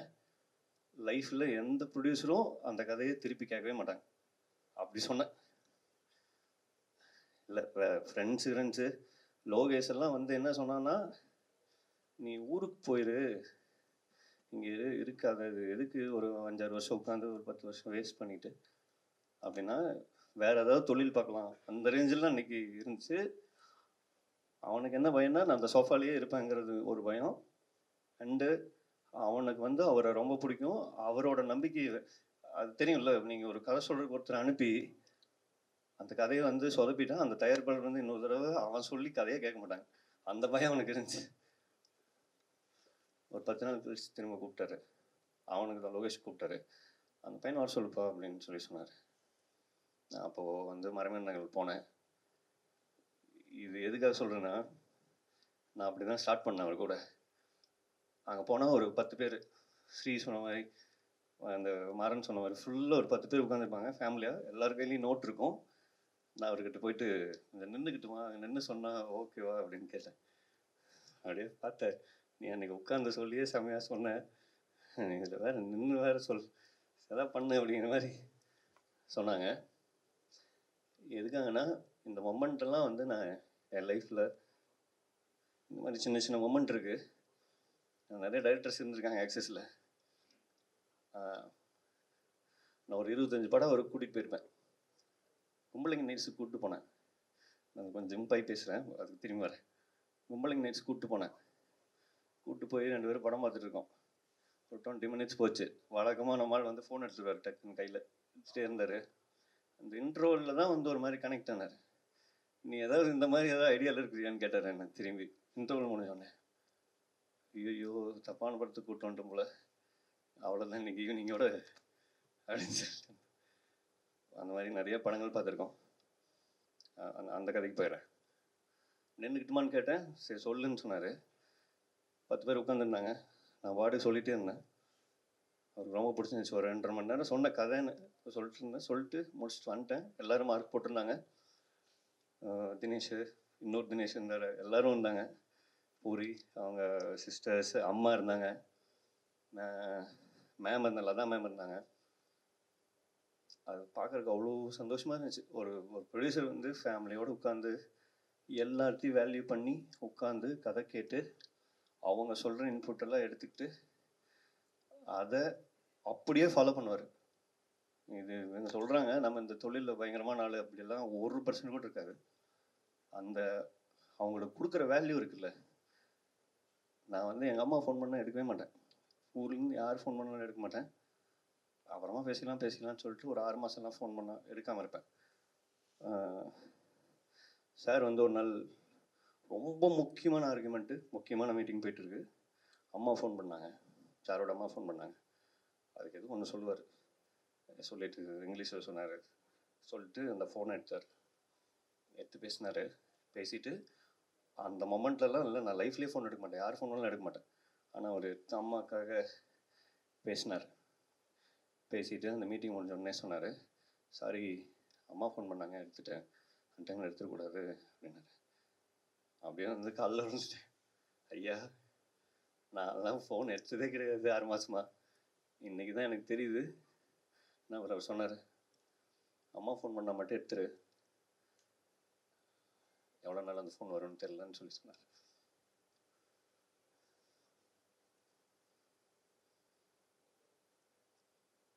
அம்மா இருக்காங்க, சார் இல்லைங்க. அன்றைக்கி நான் வீட்டுக்கு போனேன், எமோஷனல் ஆகக்கூடாதுன்னா, ஆனால் என் லைஃப்பில் எனக்கு வர்ற கோவத்துக்கு நான் சொதப்புறதுக்கு பேச்சுலர் கமிட் ஆனப்போ ஒரு 10-20 பேர் பூரிக்கு தெரியும்.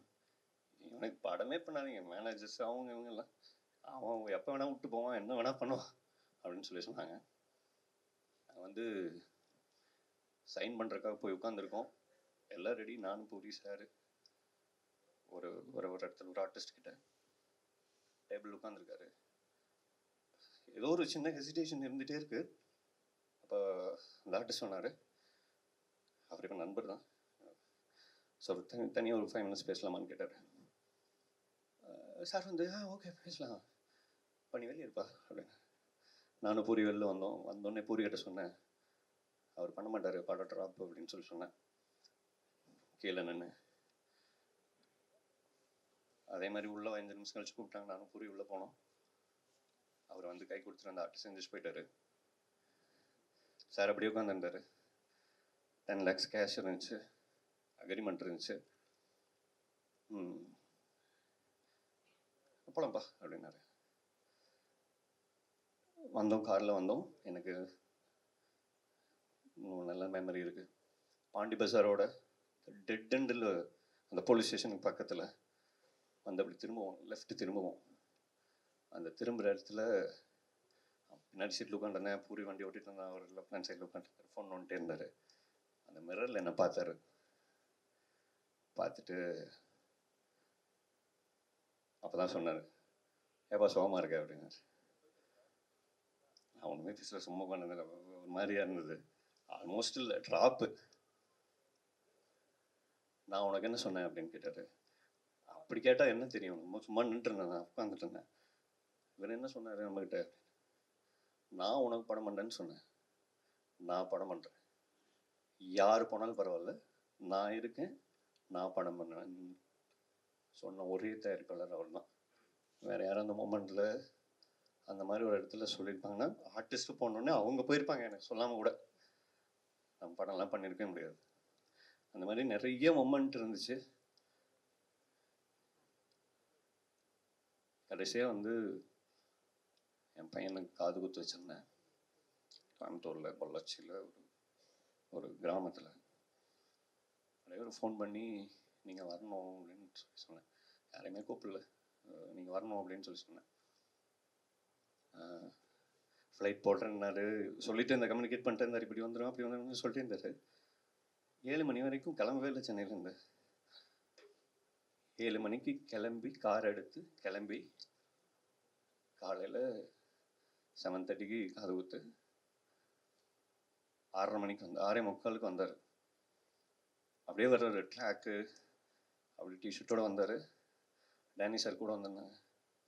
வந்துட்டு வீடு எங்கே அப்படின்னு கேட்டார்.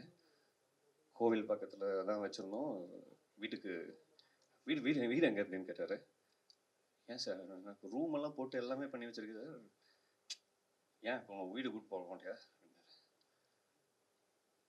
வீட்டுக்கு போனாங்க. என் வீட்டுக்கு வந்து குளிச்சுட்டு ட்ரெஸ் எல்லாம் சேஞ்ச் பண்ணிட்டு வந்தாங்க. அவர் வந்து நான் ரிசப்ஷனில் எங்கேயா நின்றுட்டு இருந்தேன். அவர் தான் வந்து கூப்பிட்டு, டேய் காது ஊத்துறாங்க இங்கே, அங்கே என்ன பண்ணுறீங்க வாடா அப்படின்னு சொல்லி ஸ்டேஜ்லேருந்து கத்துனாரு. போனேன் நான், இல்லைன்னா காதை குத்திருப்பாங்க, எனக்கே தெரியாது. அவர் தான் கூப்பிட்டாரு. இப்படி ஒருத்தர் இருக்கேன், இவன் எல்லாம் என்னடா காது குத்திட்டு இருக்காங்கன்னு சொல்லிட்டு அவர் தான் கூப்பிட்டாரு. போனோம். அப்போ காது குத்துற இடத்துல இருந்தார். என் பையன் கையில் வந்து ஒரு மோதிரம் ஒன்று போட்டார்.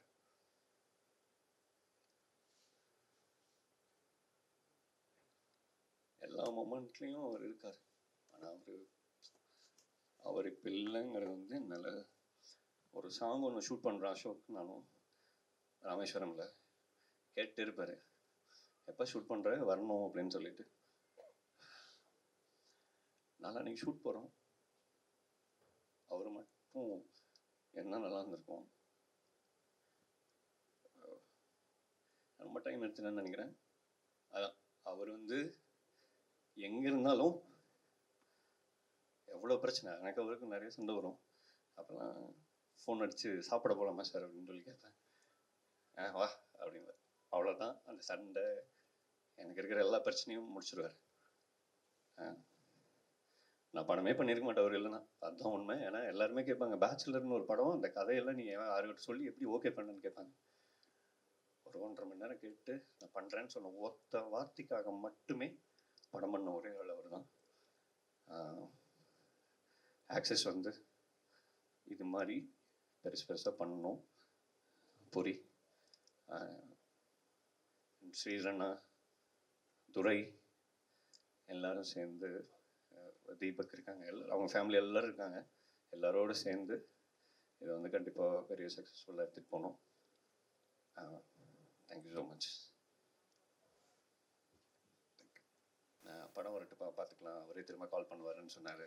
நீங்கள் கால் பண்ணது எனக்கு சொன்னார். ரொம்ப நன்றி சார். அவர் உங்கள் பேரில் வச்ச நம்பிக்கை எதுக்காக அந்த உதாரணம் சொன்னேன்னா, நான் ட்ரெய்லர் பார்த்துட்டு ஏன் டெல்லி இது பண்ணுறீங்க, இந்த மாதிரி போல்டான படம் அப்படின்னு சொன்னேன். போல்டுனா ஒரு எக்ஸ்ட்ரீம். சார் படம் பார்த்தீங்கன்னா உங்களுக்கு பிடிக்கும் அப்படின்னு. படம் பார்த்த உடனே நான் சொன்னேன், நீங்கள் ஜெயிச்சிட்டீங்க இந்த படத்தில் அப்படின்னு. தேங்க்ஸ். அண்ட் உங்களோட எமோஷனல் மூமெண்ட்ஸ் எனக்கு புரியுது. எவ்வளோ சேலஞ்சான ஒரு படம், அந்த படத்தை உங்களை நம்பி அவர் பண்ணியிருக்காரு. அந்த வெற்றி நீங்கள் அவருக்கு கொடுத்த ஒரு காணிக்கை. கங்க்ராட்ஸ். அடுத்ததாக கல்வன் பட இயக்குனர் திரு PV சங்கர் அவர்களை பேச அழைக்கிறேன்.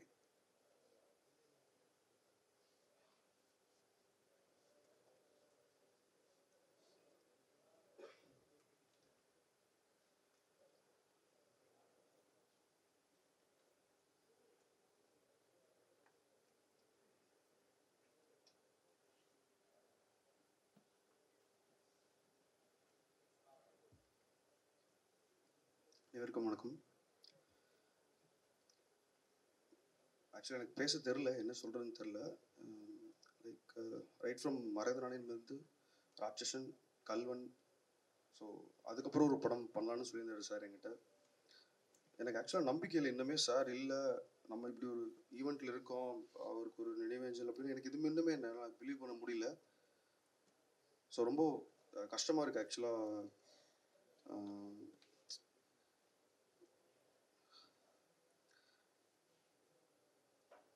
நிறைய மூமெண்ட் இருக்குது ஆக்சுவலாக. சார் கூட நான் நிறையா சண்டை போட்டிருக்கேன், நிறையா சந்தோஷமான மூமெண்ட் இருக்குது. இப்பப்போ அவர் ஃபோனில் அவரோட வாய்ஸ் எடுத்து அப்பப்போ கேட்டுருக்கேன். தெரில, எனக்கு ரொம்ப உண்மையாலுமே சார் அன்னைக்கு சுரேஷ் சார் சொன்னார் ஆக்சுவலாக, நீங்கள் கிட்டத்தட்ட அவருக்கு ஒரு 10 பசங்க இருக்கீங்க, 10 குழந்தைங்க அவருக்குனாரு. அது ஆக்சுவலாக உண்மை.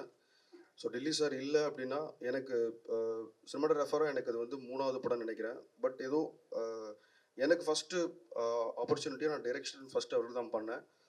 பட் ஏன்னா என்னோடய சினிமா கரியரை டெல்லி சார்ட்டு தான் ஆரம்பித்த மாதிரி தான் எனக்கு ஒரு ஃபீல் இருக்குது.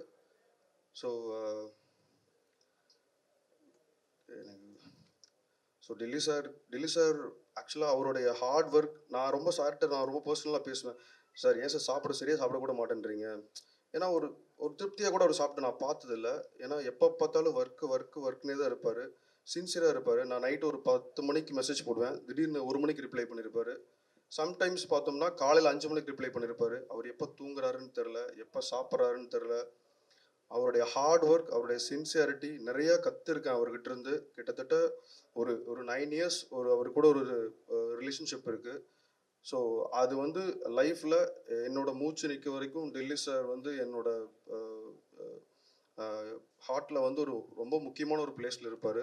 ஸோ அவர் ஆக்சுவலாக சொல்லப்போனால் நான் ஸ்ரீதர் அவர்கிட்ட கூட நான் அடிக்கடி கிண்டல் பண்ணுவேன், ரொம்ப ரொம்ப விளையாட்டாக பேசிப்போம். ஏன்னா அவர் மேலே அவ்வளோ உரிமை வந்துருச்சு. அண்ணன் மாதிரி இல்லை, அவர் அண்ணன் தான் எனக்கு ஆக்சுவலாக.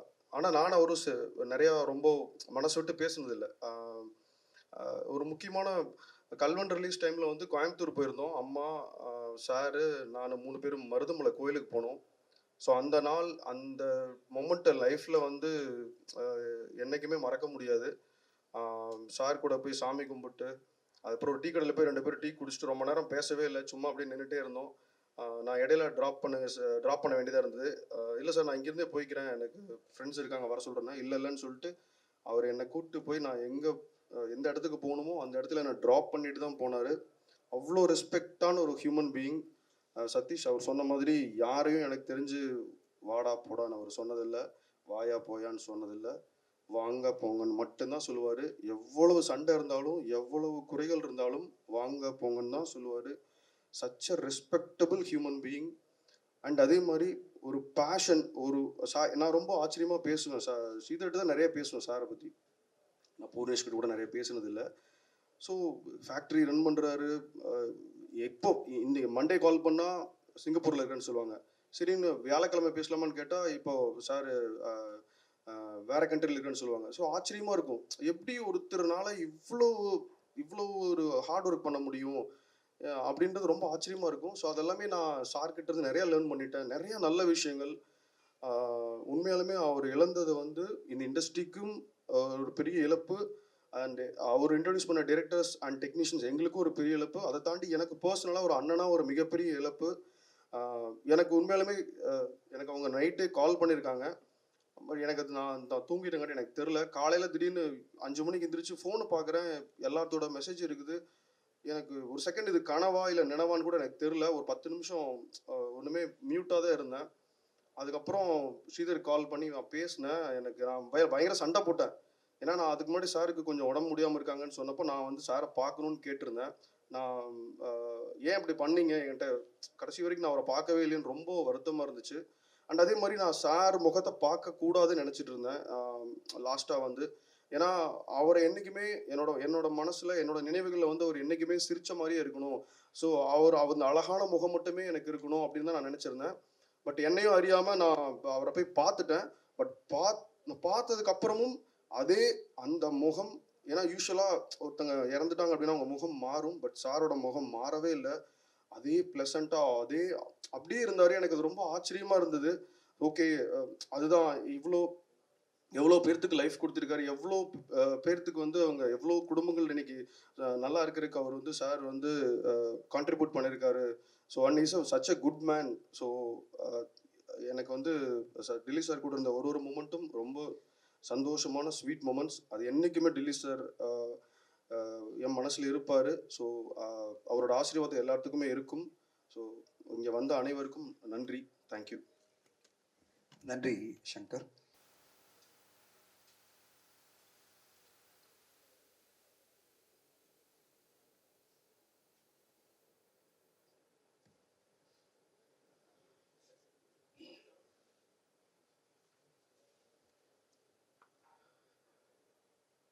சினிமாவில் லாஸே பார்க்காதவர், பட் நமக்கு பெரிய லாஸை உருவாக்கிட்டு போயிட்டார்.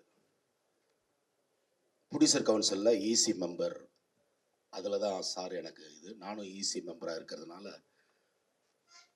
அவருடைய மரணத்தை ஈஸியாக எடுத்துக்க முடியல. விஜயகாந்த் சாரை வந்து எல்லாருக்கும் பிடிக்கும். ஏன் பிடிக்கும்னா, நிறைய புது டைரக்டருங்களை உருவாக்கின ஒரு நடிகர். அதுக்கப்புறம் சூப்பர் குட் சௌத்ரி சார் ரொம்ப நிதானமாக மீசி அப்படி பண்ணிட்டு கதையை கேட்பாரு. ஆசையாக இருக்கும் அவர்கிட்ட கதை சொல்ல. அது மாதிரி டெல்லி பாபு சார் இன்னைக்கு இத்தனை பசங்களை உருவாக்கியிருக்காரு. பெரிய லாஸ். உண்மையிலேயே வந்து oh my God, oh my கடவுளே அப்படின்ற படம் டைட்டில். உண்மையிலேயே கடவுளை பார்த்து நீ கடவுளா இல்லை ராட்சசனா அப்படின்னு கேட்கறதுக்கான ஒரு வழி வருது. சினிமாவே இன்னைக்கு வந்து நேர்மை இல்லை, யாருக்கிட்டேயும் ஜெனியூனிட்டி இல்லை. எல்லாருமே தன்னுடைய சுயநலத்துக்காக மட்டும்தான் சினிமாவுக்குள்ளே வராங்க. ஏன்னா ஆசை, அது ரஜோகுணம்னு சொல்லுவாங்க. அந்த ரஜோகுணம் வந்து வெறி, அப்படியே தான் சாதிக்கணும், அது சினிமாலே அரசியல்லையும் இருக்கும். ஆனால் அதை மீறி இத்தனை பேருக்கிட்ட ஒரு ரொம்ப ஷார்ட் பீரியட், இப்போ சௌத்ரி சார்லாம் கிட்டத்தட்ட 30-35 வருஷம் அவரை வந்து புகழ்ந்து பேசுறது மணிக்கணக்காக பேசலாம். சௌத்ரி சாரை பற்றி அவருக்கு பாராட்டு விழா நடத்துகிறோம்னா அவ்வளோ தகுதி உள்ளவர். ஆனால் இந்த ஷார்ட் பீரியடில் ஒரு ரொம்ப கம்மியான காலகட்டத்தில் இத்தனை பேருடைய இதயத்தில் ஒருத்தர் இடம் பிடிச்சிருக்காருன்னா ரியலி அவருடைய மரணத்தை ஆண்டவன் கொஞ்சம் தள்ளி போட்டிருக்கலாம். ஏன்னா நல்லவங்க ரொம்ப கம்மியாகிட்டே இருக்காங்க. விஜயகாந்த் சாருடைய மரணம் நிறைய பேருக்கு வலியை தந்தது. ஏன்னா யார் போனாலும் முதல்ல அங்கே பாண்டி பஜாரில் நீங்கள் வந்து பசியோட போனால் பாண்டி பஜாரில் சாப்பாடு கிடைக்குன்னு ஒன்று கிரியேட் பண்ணவர் விஜயகாந்த் சார். அது மாதிரி இந்த கம்பெனிக்கு போனோம்னா ஜென்யூனான ஒரு கதை எடுத்துகிட்டு போனோம்னா இங்கே பேசுகிறதெல்லாம் பார்க்கும்போது ரொம்ப இதுவாக இருக்குது. ஸோ ஒரு நம்பிக்கை, ஒரு ஒரு ஒரு தயாரிப்பாளர் இங்கே போனால் நிச்சயமாக எனக்கு வாய்ப்பு கிடைக்கும் அப்படின்னு ஒருத்தர் இருந்திருக்காரு. அவரை எப்படிப்பா பறிச்சுட்டு போனீங்க? ஏன்னா ஆளே இல்லை, ஒரு ஜென்யூனாக ஸ்கிரிப்ட் கேட்க ஆள் இல்லை. போனவொடனே என்ன கேட்பாங்கன்னா ஹீரோ ஓகேவா, ஹீரோ கன்வின்ஸ் பண்ணிட்டீங்களான்னு தான் கேட்பாங்க. பட் இவர் ஒருத்தர் தான் ஸ்கிரிப்டுக்கு இப்போ தான் தெரியுது எனக்கு. ஏன்னா நான் திலீப் பாபு சார் கூட நிறைய ட்ராவல் பண்ணல, ஈஸியில் இருந்தால் கூட இப்போ கேட்கும்போது தான் தெரியுது அவரை பற்றின ஒரு ஜேபி சார் கூட ரொம்ப அழகாக சொன்னார். நான் இங்கே வந்ததே அவரை பற்றின நல்ல விஷயங்களை தெரிஞ்சுக்கிறது. அது எனக்கும் நிறைய, ஏன்னா அவர் நல்லா சிரிச்சுக்கிட்டு இருப்பார், சிறப்பாக இருப்பார் நான் பார்த்த நேரங்களில். ஆனால் இத்தனை பேரை உருவாக்கி இருக்காரு, எல்லாமே புது டைரக்டர்ஸு. அவங்க மார்க்கெட்டுக்கு போன உடனே பிடிச்சி வைப்பாங்க.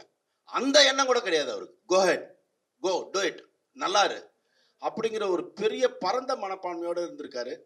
அவங்க அம்மா இருக்காங்கன்னு எனக்கு சொன்னாங்க. அவங்க சிஸ்டர் கூட இதே மாதிரி தான் ஏதோ ரைட். சாரி, அந்த அம்மாவுடைய வலியை நினைச்சாதான் எனக்கு வேதனையாக இருக்கு. ஏன்னா கண்ணுக்கு முன்னாடியே மகளை இழந்து, இப்படி ஒரு தெய்வ மகனை இழந்து நினைக்கும் போதே கஷ்டமா இருக்கு. அவருடைய ஆசை இந்த தமிழ் சினிமா நல்லா இருக்கணும்னு நினைச்சிருந்தவர்ல இவர் ஒரு முக்கியமானவர். அவருடைய எண்ணப்படி நிறைய தயாரிப்பாளர்கள் வந்து நிறைய புது இயக்குனர்களை உருவாக்கி இவரை ஹானர் பண்ணணும். இவருடைய கம்பெனியில படம் பண்ற எல்லாருக்குமே கூடுதல் பொறுப்பு இருக்கு. இப்போ நீங்க நிறைய பேர் பண்றீங்கன்னு நினைக்கிறேன். I think so. More response எடுத்துங்க. உங்களை அவர் வாஷ் பண்ணிட்டு இருக்காரு. நல்லா பண்ணீங்கன்னா உங்களை காலம் பூரா அவருடைய ஆன்மா உங்களை வாழ்த்தும். நிச்சயமா ஒரு நல்ல நிகழ்வுக்கு அரேஞ்ச் பண்ண தனஞ்சயன் சார் இருந்துதான் ஐ திங்க் ஒரு அருமையான இது. ஏன்னா இதுதான் culture. This is the culture for need. ஏதோன்னு எல்லாரும் ஓடிட்டே இருக்கோம். அது இல்லாமல் இந்த சேர்ந்த ஒரு விஷயம், அவரை ஹானர் பண்ண இந்த விஷயத்துக்காக இதை எடுத்து பண்ணவங்களுக்கு என்னுடைய மனதார என்னுடைய நன்றியை தெரிவிக்கிறேன். Thank you so much. God bless everyone. இந்த நிகழ்வை தொகுத்து வழங்குறது மட்டும்தான் என்னுடைய கான்ட்ரிபியூஷனாக இருக்குது. அதுக்கு எனக்கு வாய்ப்பு கொடுத்ததுக்கு நன்றி இந்த குழுவுக்கு. அடுத்ததாக டைரக்டர் பத்ரி வெங்கடேஷ் அவர்களை பேச அழைக்கிறேன்.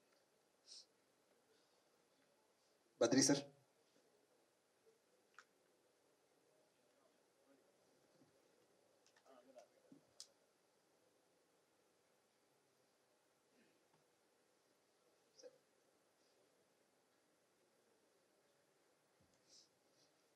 அனைவருக்கும் வணக்கம். டெல்லி சாரை ஒரு 1.5 இயர்ஸாக எனக்கு பழக்கம். ப்ரொடியூசராக இல்லாமல் இன்ஸ்டண்ட்டாக வந்து ஃப்ரெண்டாக ஆகிட்டோம் 2 பேரும். ஆக்சுவலாக ரொம்ப கோவம் தான் எனக்கு அவர் மேலே. I'm very very angry with. ஏன்னா அம்மாவோட ஹெல்த் ரிப்போர்ட்ஸை டாக்டர்கிட்ட கொஞ்சம் காட்டிடுங்க சார். என்னோட ஒரு பெரிய ஒரு டாக்டர் ஃப்ரெண்ட் ஆஃப் மைண்ட் காட்ட சொன்னார். நானும் புரியும் தான் போயிட்டு காமிச்சிட்டு வந்தோம். நான் ஒரு வாட்டி சொல்லிகிட்டே இருப்பேன், sir something is there's an இஷ்யூன்னு நினைக்கிறேன், இவ்வளோ அடிக்கடி காஃப் பண்ணிகிட்ருக்கூடாது, போகலான்ட்டு உடனே ஒரு நாள் என்கிட்ட அப்பாயின்மெண்ட் ஃபிக்ஸ் பண்ண சொன்னாங்க. அப்பாயின்மெண்ட்டும் ஃபிக்ஸ் பண்ணிவிட்டு எல்லா பேசிக் டெஸ்ட்டெல்லாம் எடுத்துருவோம் சார் அப்படின்னு சொல்லிட்டோன்னா அடுத்த நாள் ஈவினிங் பூரி ஃபோன் பண்ணி சார் கேன்சல் பண்ண சொல்லிட்டாரு, அப்புறம் பார்த்துக்கிறேன்னு சொன்னாருன்னு. நான் திருப்பி ஃபோன் அடிச்சுட்டு கொஞ்சம் கோவமாகவே சார்கிட்ட கேட்டேன், ஏன் சார் இல்லை இன்னும் கொஞ்சம் டெஸ்ட் எடுக்கணும்னு சொல்கிறாங்கன்னா, இன்னும் கொஞ்சம் டெஸ்ட் சார் நம்ம தானே சார் டிசைட் பண்ணோம், டாக்டர் சொல்லிட்டோம் சார் வேறு என்ன டெஸ்ட் எடுக்கட்டும்ன்றோன்னா, இல்லை பத்ரி ப்ளீஸ் சாரின்ட்டு 4-5 வாட்டி சாரி சொன்னால் சரின்னு விட்டேன். அதோட ஓவர். அதுக்கப்புறம் ரெகுலராக பேசுகிற டெல்லி ஹசன்ட் கால்ட், கம்யூனிகேஷனே இல்லை. ப்ரொடக்ஷன் ரீதியாக சரி நான் பூரி வச்சு ஒரு படம் டைரக்ட் பண்ணுறதா இருந்துச்சு. எதுவுமே மூவ் ஆகலை. டோட்டலாக டார்க்கில் இருக்கும்போது நடுவில் ஒரு 2 வீக்ஸ் நடுவில் ஐ ஜஸ்ட் டெக்ஸ்டட் ஹிம், நான் ஃபாரினில் இருக்கேன், நான் வந்துட்டோன்னா ஐ வில் மீட் யூ அப்படின்னாரு. எனக்கு தெரியல அவர் ஏன் ஃபைனல் ப்ராபப்ளி இன்னும் ஒரு 5-6 மந்த்ஸ் முன்னாடி இதை கொஞ்சம் டயக்னோஸ் பண்ணியிருந்தேன்னா அட்லீஸ்ட் வி குட் ஹவ் இன்னும் கொஞ்ச நாள் சார் இருந்திருப்பார். Very unfortunate. I'll end by saying this, சொல்லுக சொல்லில் விரிதோர் சொல் அச்சொல்லி வெல்லுஞ்சொல் இன்மை அறிந்து அப்படின்ட்டு வள்ளுவர் ஒன்று சொல்லுவார். அப்படின்னா என்னன்னா, ஒரு வேர்டை யூஸ் பண்ணுறதுக்கு முன்னாடி ஒரு விஷயத்த சொல்றதுக்கு அதுதான் பெஸ்ட் வேர்டா அப்படின்ட்டு டிசைட் பண்ணிட்டு பேசுங்கன்ட்டு. He was a man of few words, but whatever words he spoke bore a lot of value. Puri, I think you'll have to carry over the legacy and you'll do it. Thanks for coming and honoring this great soul. I end by saying that great people don't die, but they always inspire. Thank you. Thank you Badri sir.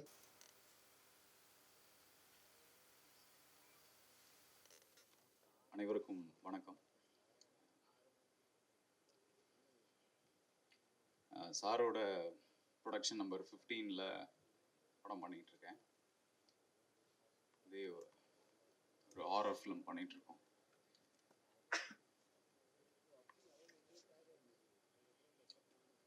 Sir வந்து நான் 2014ல் meet பண்ணுறேன். அப்போ நான் வந்து சிஎஸ்கேன்னு ஒரு படம் direct பண்ணிகிட்டு இருந்தேன். சார் அப்போ உருமீனுக்காக மாஸ்டர் மீடியான்னு ஒரு லேபில் ஒரு படத்தோட ட்ரெய்லருக்காக வந்திருந்தார். அப்போ அந்த சோஃபாவில் மீட் பண்ணால் அப்போது கேட்டார் என்ன பண்ணுறீங்க அப்படின்னாரு. உருமீன் டைரக்டர் சக்தி இன்ட்ரடியூஸ் பண்ணார். என்ன இந்த மாதிரி ஒரு படம் பண்ணிகிட்ருக்கேன் சார். ஒரு 1/2 hour கேட்டார் போஸ்ட் ப்ரொடக்ஷனாக என்ன, ஏன் இதை லேபில் தான் பண்ணணுமா, முன்னெல்லாம் லேப்னா வேறு மாதிரி இருக்குமே, இப்போ ஏன் லேப் இப்படி இருக்குது. ஒரு 1/2 hour கேட்டார். 1/2 hour நானும் சொல்கிறேன். அப்புறமா தான் சக்தி கிட்ட கேட்டேன், நான் ப்ரொடியூசர். ஸோ அவ்வளோ டீட்டெயில் அப்போ தான் இண்டஸ்ட்ரிக்கு வராரு. அவ்வளோ டீட்டெயிலாக அதை வந்து தெரிஞ்சுக்கிறாரு. ஆல் தி பெஸ்ட் சொல்லிட்டு போயிட்டார். அவ்வளோதான். அதுக்கப்புறம் என் படம் ரிலீஸ் ஆச்சு. பெருசாக போகல. கால் பண்ணார், உங்கள் படம் பார்த்தேன், நல்லா இருந்தது, அவசரப்பட்டீங்க, ப்ராப்பராக ரிலீஸ் பண்ணோம், அடுத்து ஏதாவது கதை வச்சுருந்தா வாங்க அப்படின்னு சொன்னார்.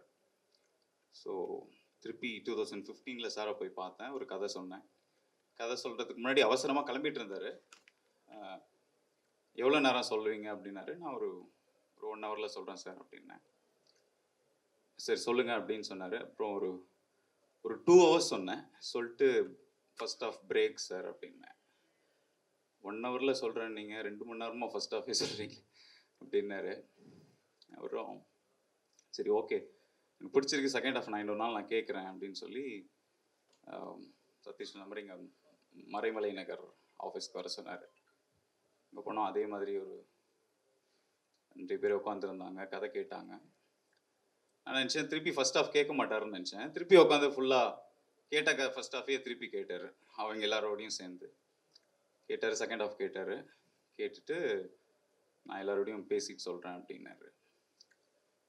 அப்புறம் ஒரு 2 days கழிச்சு சொன்னார், எனக்கு பிடிச்சிருக்கு, ஆனால் எல்லாருக்கும் பிடிக்கல, இன்னும் கொஞ்சம் பெட்டராக இருக்கணும்னு சொல்கிறாங்க அப்படின்னு. அப்புறம் அதுக்கப்புறம் நான் விட்டுட்டேன். பட் அவருக்கு பிடிச்சிருந்தது, அந்த கதை பிடிச்சிருந்தது. திருப்பி ஒரு நாள் கூப்பிட்டாரு, சத்யா அந்த கதை இன்னும் கொஞ்சம் நீங்கள் பெட்டராக ஒர்க் பண்ண வேண்டியது இருக்குது, நீங்கள் பண்ணுங்கள், அதுக்குள்ளே நான் வேற ஒரு நல்ல கதை சூஸ் பண்ணியிருக்கேன், அதை நான் முடிச்சுக்கிறேன், நீங்கள் இன்னும் பெட்டராக பண்ணலன்னா இதை நம்ம பண்ண முடியாது அப்படின்னாரு. லைக் பண்ணலன்னா பண்ணலன்னு சொல்லிட்டு விடணும் இல்லையா? ஆனால் அப்படி விட மாட்டார். அவருக்கு எங்கேயோ அது அவருக்கு நம்ம இன்னும் பெட்டராக வரணும்னு தோணிக்கிட்டே இருந்திருக்கு. அப்புறம் நான் வந்து எல்லா காமன் மேன் மாதிரி ஒரு நம்ம கதையை ரிஜெக்ட் பண்ணிட்டாரு, அவர் வேற ஒரு கதை பண்ணுறாரு, அது ஓடக்கூடாது அப்படிதான் நினச்சிட்டு இருந்தேன். அவ்வளோ கேவலமா. அப்போ நம்ம கதை வேணான்ட்டார். அப்புறம் என்ன பெருசாக பண்ணியிருக்க போறாரு அப்படின்றத ஒரு ஒரு ஒஸ்டான ஆட்டிடியூடில் தான் போய் பார்க்குறேன் மரகத நாணயத்தை பார்க்குறேன். ஒரு 5 மினிட்ஸ் எனக்கு வந்து படம் நல்லா இருக்கக்கூடாது அப்படிலாம் நினைக்கிறேன். என் படம் வேணான்ட்டார்ல. ஆனால் ஒரு 10-15 மினிட்ஸ்க்கு அப்புறம் நான் வந்து எல்லாத்தையும் மறந்து அந்த படத்தை அப்படி என்ஜாய் பண்ணுறேன், சிரிச்சுட்டே இருக்கேன். நானும் என் ஒய்ஃபும் போனோம். அடுத்த நாள் திருப்பி போகிறோம் அந்த படத்தை. ஸோ அப்போ தான் புரிஞ்சுக்கிட்டேன் அவர் எவ்வளோ சென்சிபிளாக இருக்கார், எப்படி நல்ல கதைகளை சூஸ் பண்ணுறாரு. அப்புறம் நான் புரிஞ்சுக்கிட்டேன் அவர் வந்து அது காமெடி படம் தான் எடுப்பாருன்னு நினைக்கிறேன். அவர் கொஞ்சம் காமிக்கலான ஸ்கிரிப்ட் எதிர்பார்க்குறாரு, நம்மக்கிட்ட அப்படி இல்லை அப்படின்னு சொல்லி விட்டுட்டேன். திருப்பி ஒரு ஒன் இயர் கழிச்சு கூப்பிட்டாரு சார். என்ன பண்ணீங்க, பெட்டர் பண்ணீங்களா அந்த கதையை அப்படின்னாரு. இல்லை சார், நான் அந்த கதையே விட்டுட்டேன் அப்படின்னு. அப்படிலாம் இருக்கக்கூடாது, நீங்கள் ஆஃபீஸ் வாங்க அப்படின்னாரு. ஸ்கிரிப்ட் எடுத்துட்டு போனேன், கொடுத்து பார்த்தாரு. இன்னும் 1 வருஷம் ஆச்சு, அப்படியே இருக்கு அதே ஸ்கிரிப்ட் அப்படின்னாரு. இல்லை சார், இதுக்கு மேலே அதில் என்ன பண்ணுறதுன்னு தெரில அப்படின்னேன். இல்லை அப்படிலாம் இல்லை, அதில் நிறைய நல்ல விஷயம் இருக்கும், தேடுங்கன்னு சொல்கிறாரு. எனக்கு புரியல, எனக்கு என்ன பண்ணுறதுன்னு தெரியல. நான் வேற கதைக்கு போயிட்டேன், வேற கதை ஏதோ எழுதிட்டு இருக்கேன்.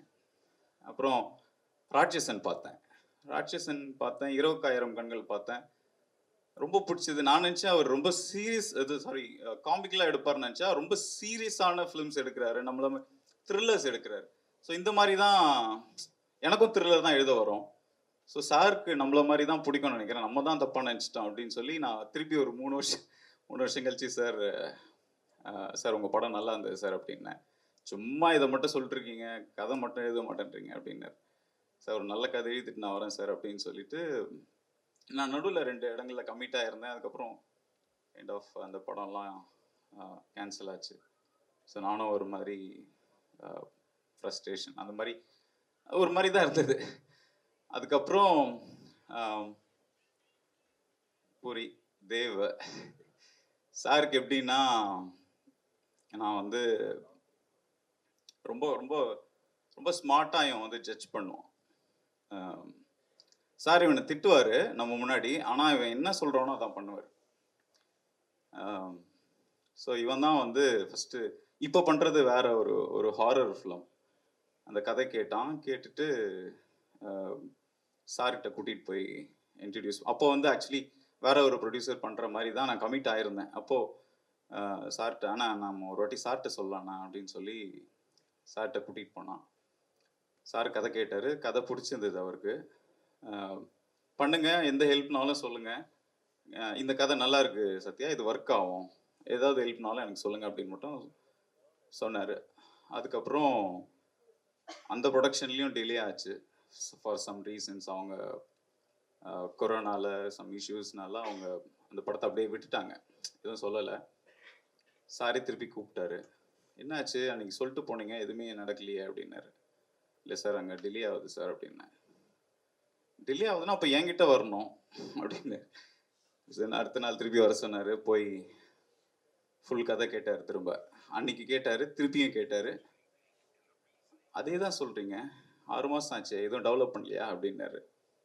இல்லை சார், இல்லை இன்னும் கொஞ்சம் நல்லா டெவலப் பண்ணுங்க, நம்ம இந்த படத்தை பண்ணலாம், புரியே பண்ணிட்டோம் அப்படின்னு. ஸோ அப்புறம்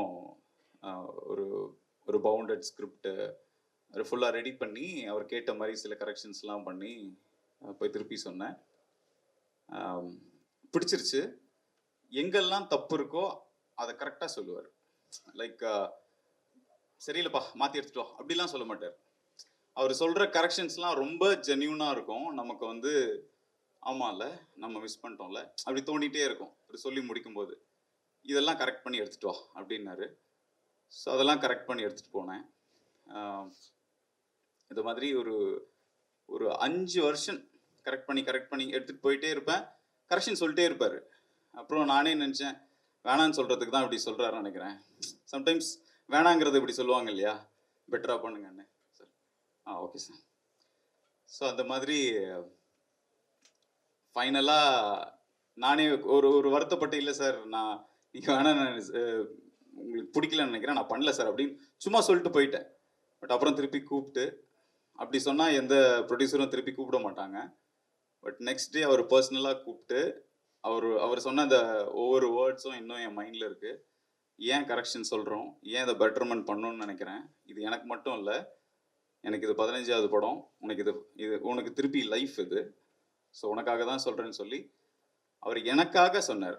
அவ்வளோ விஷயத்த வந்து சொல்லி அப்புறம் ஆரம்பித்து அவர் சைட்லேருந்து எவ்வளோ ஸ்பீடாக அவர் தான் எங்களை புஷ் பண்ணுவார். எவ்வளோ ஸ்பீடாக புஷ் பண்ண முடியுமோ புஷ் பண்ணி அகைன் இந்த கதை வந்து ஃபுல்லாக ஒரு படம் ஃபுல்லாக சிஜி இருக்கிற கதை. அதை அவர் புரிஞ்சுக்கிட்டு தெரியல எப்படி சொல்கிறதுன்னு. எனக்கு இந்த இந்த இந்த எங்கள் படத்தில் வர மாதிரி தான் இதில் பேய்ங்கிறது நம்ம பேயா நினைக்கிறோம், பட் எல்லா பேயும் யாரோ ஒருத்தரோட அப்பா, யாரோ ஒருத்தரோட அம்மா தான் இல்லையா. நமக்கு பேயா தெரிகிறவங்க எல்லாருமே யாரோ ஒருத்தரோட அப்பாவாக தான் தெரிவாங்க. ஸோ நல்ல நல்ல மனிதர்களாக நல்ல ஆன்மாவாக வாழ்ந்த யாரும் பேய் ஆகிறதில்ல, நம்ம சாமியாக தான் பார்க்குறோம். அந்த மாதிரி சார் என்றைக்குமே சாமியாக இருக்கார். ஒரு நல்ல ப்ரொடியூசராக, ஒரு நல்ல மென்டராக எங்களுக்கு இந்த படத்தை ஆரம்பித்து முடிச்சிட்டாரு. இப்போ தெய்வமாக எங்கள் கூட இருந்து இந்த படத்தை ரிலீஸ் பண்ணி கொடுப்பாரு. எங்களோட எல்லா ஜேர்னிலையும் சாரோட விஷஸ் இருக்கும்.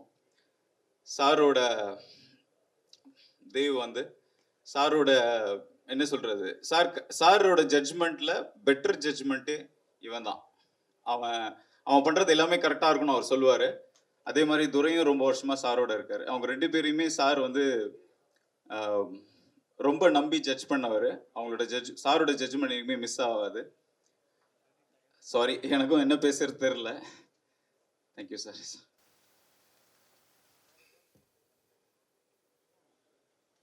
சாருக்கு ரொம்ப தேங்க்ஸ். இந்த படம் எனக்கு ஆதி சார் மூலமாக தான் திலீப் பாபு சார் தெரியும்.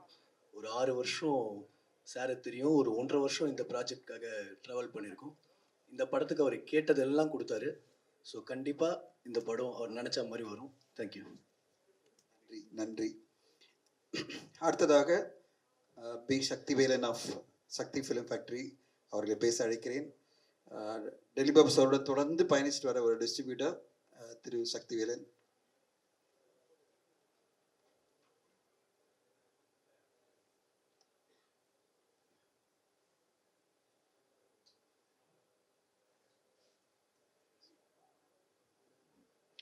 வணக்கம்.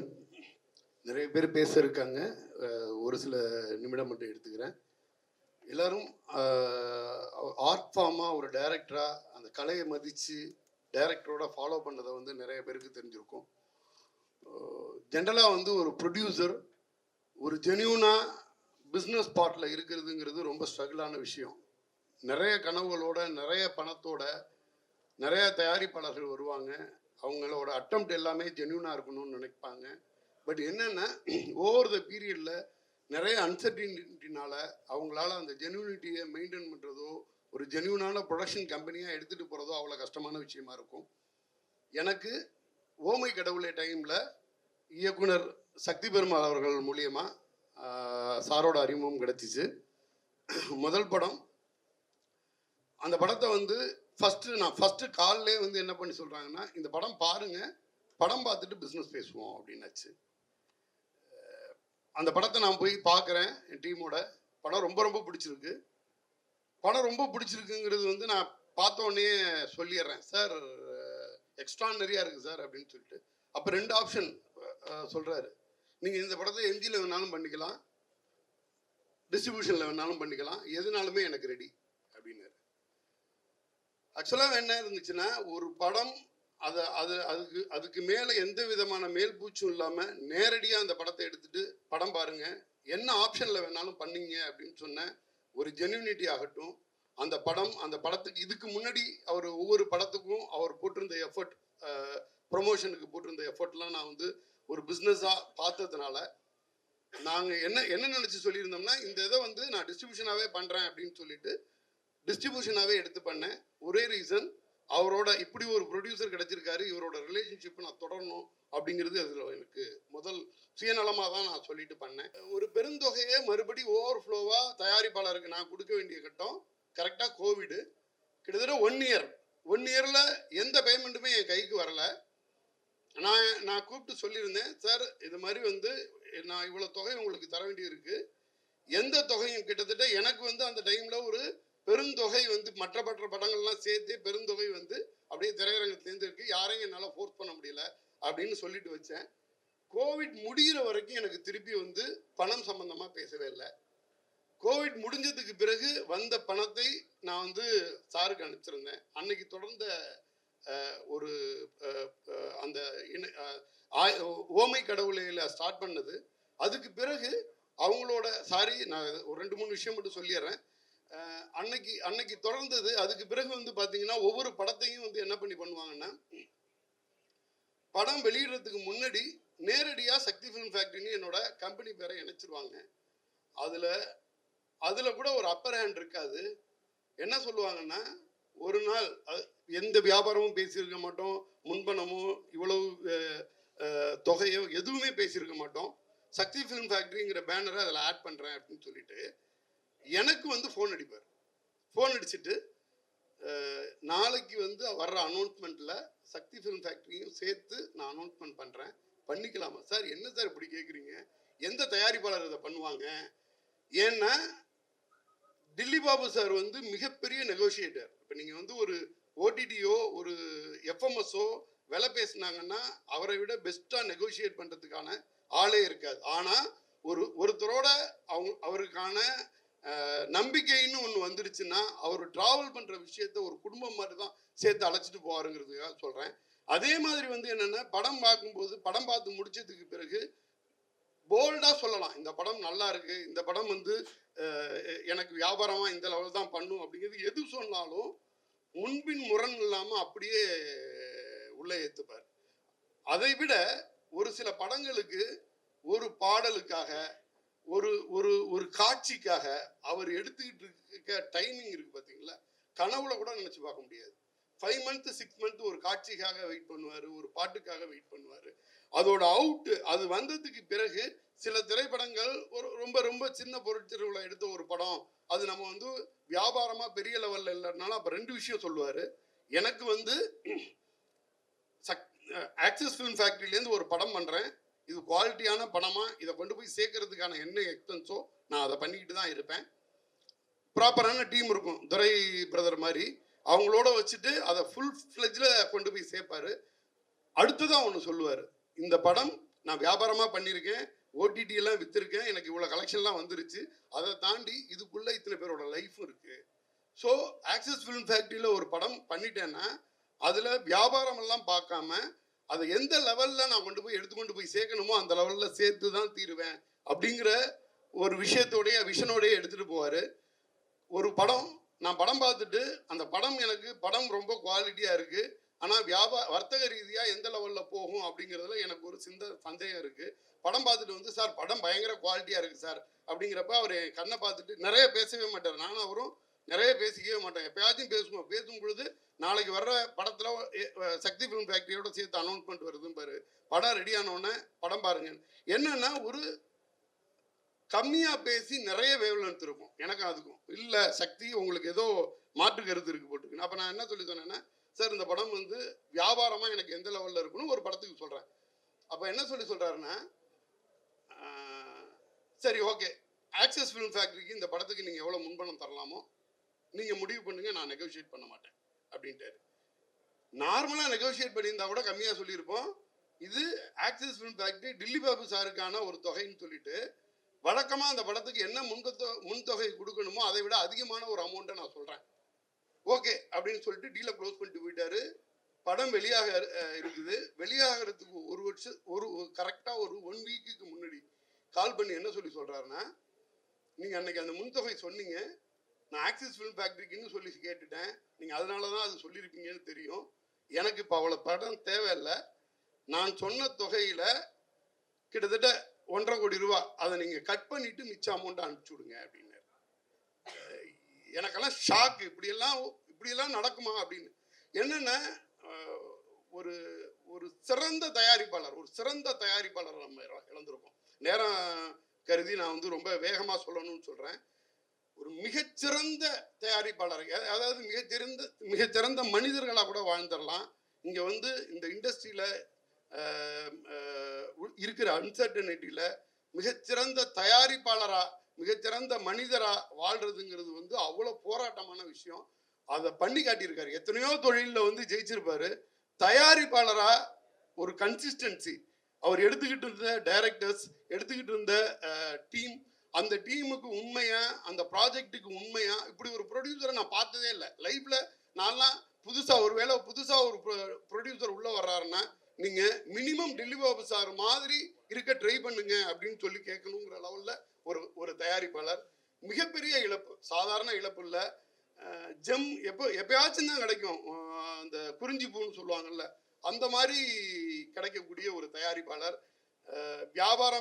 வியாபாரமா எனக்கு எவ்வளோ இழப்போ அதே மாதிரி வந்து பல கனவுகளோட வந்த மிகப்பெரிய கலைஞர்களுக்காகட்டும், இது வந்து நம்ம இண்டஸ்ட்ரிக்கான மிகப்பெரிய இழப்பு.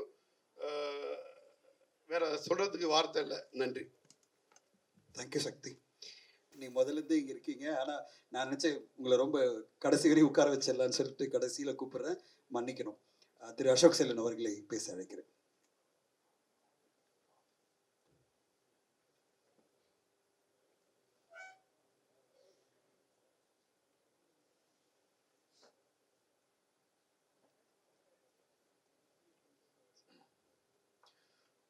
அது பரவாயில்ல சார், எனக்கு நிறைய வாய்ப்பு கிடைச்சிது மற்றவங்க பேசுறது கேட்கறதுக்கு. எனக்கு ரொம்ப முக்கியமான படம், எனக்கு ஒரு ரீபர்த்ன்னு சொல்லலாம். அது வந்து ஓமை கடவுளே தான். ஸோ அதை வந்து வழிவகுத்து முதலீடு போட்டு எங்கள் 2 பேர்த்தையும் கைட் பண்ணது வந்து திலீப் பாபு சார் தான். ரொம்ப முக்கியமான ஒரு பர்சன் என் லைஃப்பில். சக்தி நான் சொன்ன மாதிரி ஒரு பெரிய இழப்பு இண்டஸ்ட்ரிக்கு. ஏன்னா ஒரு ரொம்ப திறமையான ஒரு பிஸ்னஸ் மேன். ஏன்னா ஓமை கடவுளை பிஸ்னஸ் மாடியில் பார்க்கும்போது எனக்கு தெரிஞ்சுது எப்படி இதை நெகோஷியேட் பண்ணி ப்ரீ சேல்ஸை கொண்டு வந்து, அந்த டைமில் வந்து எனக்கு முன்னாடி படங்கள்லாம் சரியாக போகலை, மார்க்கெட் இருக்குது அந்த மாதிரிலாம் எதுவுமே இல்லை.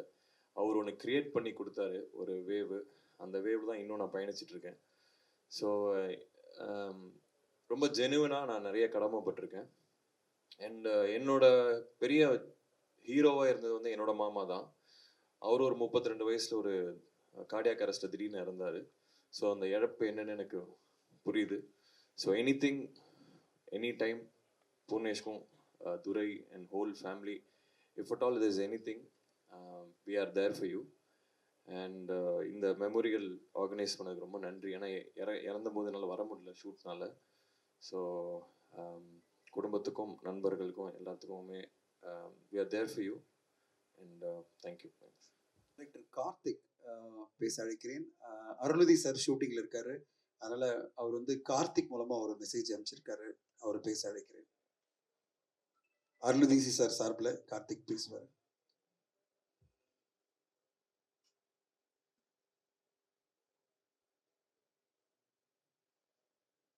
உதயநிதி சார், அருள்நிதி சார் சார்பா ப்ரொடியூசர் சாரோட ஃபேமிலிக்கு ஆழ்ந்த இரங்கல் தெரிவிச்சுக்கிறோம். நாங்கள் எப்போவும் அவங்க கூட இருப்போம். சார் வந்து பர்சனல் லைஃப்பில் ரொம்ப ப்ரொஃபஷ்னலாகவும், ப்ரொஃபஷ்னல் லைஃப்பில் ஒரு ஜென்டில்மேனாகவும் இருந்தார். அவர் என்றைக்குமே நம்ம மேலேருந்து போக மாட்டார். Thank you very much. Thank you Karthik. நான் சுரேஷ் சந்திர சார்கிட்ட பேசிட்டு இருக்கும்போது இந்த ஒரு நினைவஞ்சலி விழா நடத்தணும் அப்படின்னு சொல்லும்போது ஒரு முக்கியமான விஷயம் சொன்னார். நாங்கள் தயாரிப்பாளர்கள் பார்த்தீங்கன்னா ஒரு பப்ளிக் ரிலேஷன் அப்படின்னு வரும்போது பல பேரோட பயணிச்சுட்டே இருப்போம். ஒரு படத்துக்கு இவர் இருப்பார், இன்னொரு படத்துக்கு இருப்பார். ஜென்ரலாக அவங்க கேட்கும் போதெல்லாம் மற்றவங்க கேட்டாங்கன்னா வாய்ப்பு எல்லாம் கொடுப்போம். ஏன்னா எல்லாரும் ஃப்ரெண்ட்ஸாக இருக்கணும்னு நினைப்போம். ஆனால் திலீப் பாபு சார் வந்து இந்த கம்பெனி பொறுத்தவரையும் டிஸ்ட்ரிபியூட்டர்னா அது சக்திவேலன், பிஆர்ஓன்னா அது D1 சுரேஷ் சந்திரா சார் தான். எவ்வளோ பெரிய விஷயம் தெரியுமா சார்? அதெல்லாம் நம்மலாம் ஒரு ஆப்ளிகேஷனாக பார்க்காம ப்ரொஃபஷ்னலாக உங்களை அணுகி உங்களோட தொடர்ந்து பயணிச்சிருக்காரு. அந்த நினைவுகளை நீங்க பகிரணும் சுரேஷ் சந்திர சார். இன்னைக்கு ஒரு நினைவஞ்சலி நடத்தணும்னு அவர் நினைச்சாருன்னா துரையோட சேர்ந்து, அதுக்கு காரணம் அது ஒரு லாங் ஜேர்னி. அதை பத்தி நீங்க பேசணும். வாங்க சார்.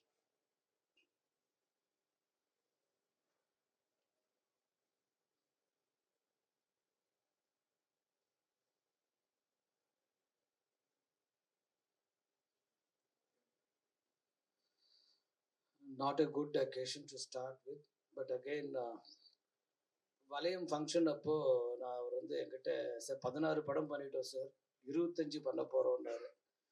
சார் எப்போ 50th பர்த்டேன்னு சொன்னேன். வருது sir, whichever is the first will make it big சொன்னேன். பட் இட்ஸ் வெரி அன்ஃபார்ச்சுனேட் ரெண்டுமே நடக்கலை. Will have to join for this occasion. Sir சொன்ன மாதிரி ஜாப் செக்யூரிட்டின்றது சினிமாவில் ரொம்ப ரொம்ப ரேர். அது வந்து இங்கே எத்தனையோ டைரக்டர்ஸ், எத்தனை ஹீரோஸ் எல்லாம் வந்திருந்தாங்க. இந்த கம்பெனிக்கு ஒரே ஒரு பிஆர்ஓன்றது மட்டுமே என்னோட மிகப்பெரிய ப்ரௌட் மூமெண்ட்டாக எடுத்துகிட்டு இருக்கேன். Every years great value for time, others time. Star கப்பல், நீங்கள் 2 பேரும் வந்து இந்த விழாவை, இந்த ஒரு நினைவஞ்சலி இவ்வளோ சிறப்பாக பண்ணதுக்கு நன்றி. I request you both to come and pay your tributes to Thiru Delhi Babu sir.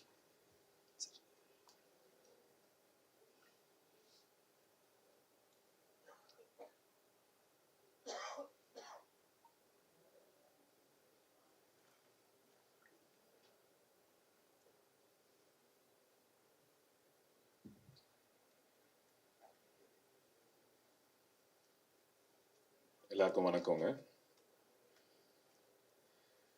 கூடயே இருக்கிற மாதிரி இருக்கு. இன்னும் டெல்லி பாபு சார் ஒரு நல்ல ப்ரொடியூசர், அது நம்ம எல்லாருக்குமே தெரியும். நீங்கள் சொன்னதில் நானும் நிறைய விஷயம் தெரிஞ்சுக்கிட்டேன். பட் நான் அப்சர்வ் பண்ணதில் one of the finest human பீயிங்ஸுங்க. சின்ன சின்ன விஷயங்கள், அதாவது நம்ம டே டு டே லைஃப்பில் வந்து போனால் போதும் அப்படின்னு பார்த்துட்டு போகிற விஷயங்கள் கூட அவர் விட மாட்டார். யாரையும் ஹர்ட் பண்ணணும்னு நினைக்க மாட்டார். ஒரு எக்ஸாம்பிள், மரகதநாணயம் காஸ்டிங் அப்போ ஒரு ஆக்டரை வந்து அப்ரோச் பண்ணோம், அதுக்கப்புறம் டிசிஷன் மாற்றணும். இல்லை வேணாம், வேற ஒருத்தவங்கிட்ட போகலான்னு சொல்லி டைரக்டர் எல்லாருமே மாற்றினோம். பட் அவர் மட்டும் இல்லை, அது அவங்க ஹர்ட் ஆவாங்க, வேணாம் அப்படின்னு சொல்லிட்டு ரொம்ப யோசிச்சார். எனக்கு புதுசாக இருந்துச்சு. அது எப்படி ஒரு ப்ரொடியூசர், அதுவும் புது ப்ரொடியூசர், ஒரு ஆக்டரோட அந்த எமோஷனை வந்து புரிஞ்சுக்கிட்டு ஹர்ட் ஆகிறன்னு சொல்லிட்டு அவ்வளோ யோசிக்கிறாரு. எனக்கு புதுசாக இருந்துச்சு. அது நானும் சரணன் சாரும் பேசி, இல்லை சார் நாங்கள் போயிட்டு அப்பாலஜைஸ் பண்ணிட்டு வரோம்னு சொல்லிட்டு நாங்கள் ஆக்சுவலாக போய் அப்பாலஜைஸ் பண்ணிட்டு வந்தோம். ஸோ இந்த மாதிரி சின்ன சின்ன குவாலிட்டிஸ் வந்துட்டு இண்டஸ்ட்ரியில் வந்து கண்டிப்பாக மிஸ் ஆகுதுன்னு தான் சொல்லணும். அது அவர்கிட்ட இருந்துச்சு. He's a smart business man. Plus இந்த ஸ்மார்ட்னஸை வந்து ரொம்ப நல்ல விதத்தில் வந்து யூஸ் பண்ணியிருந்தார்.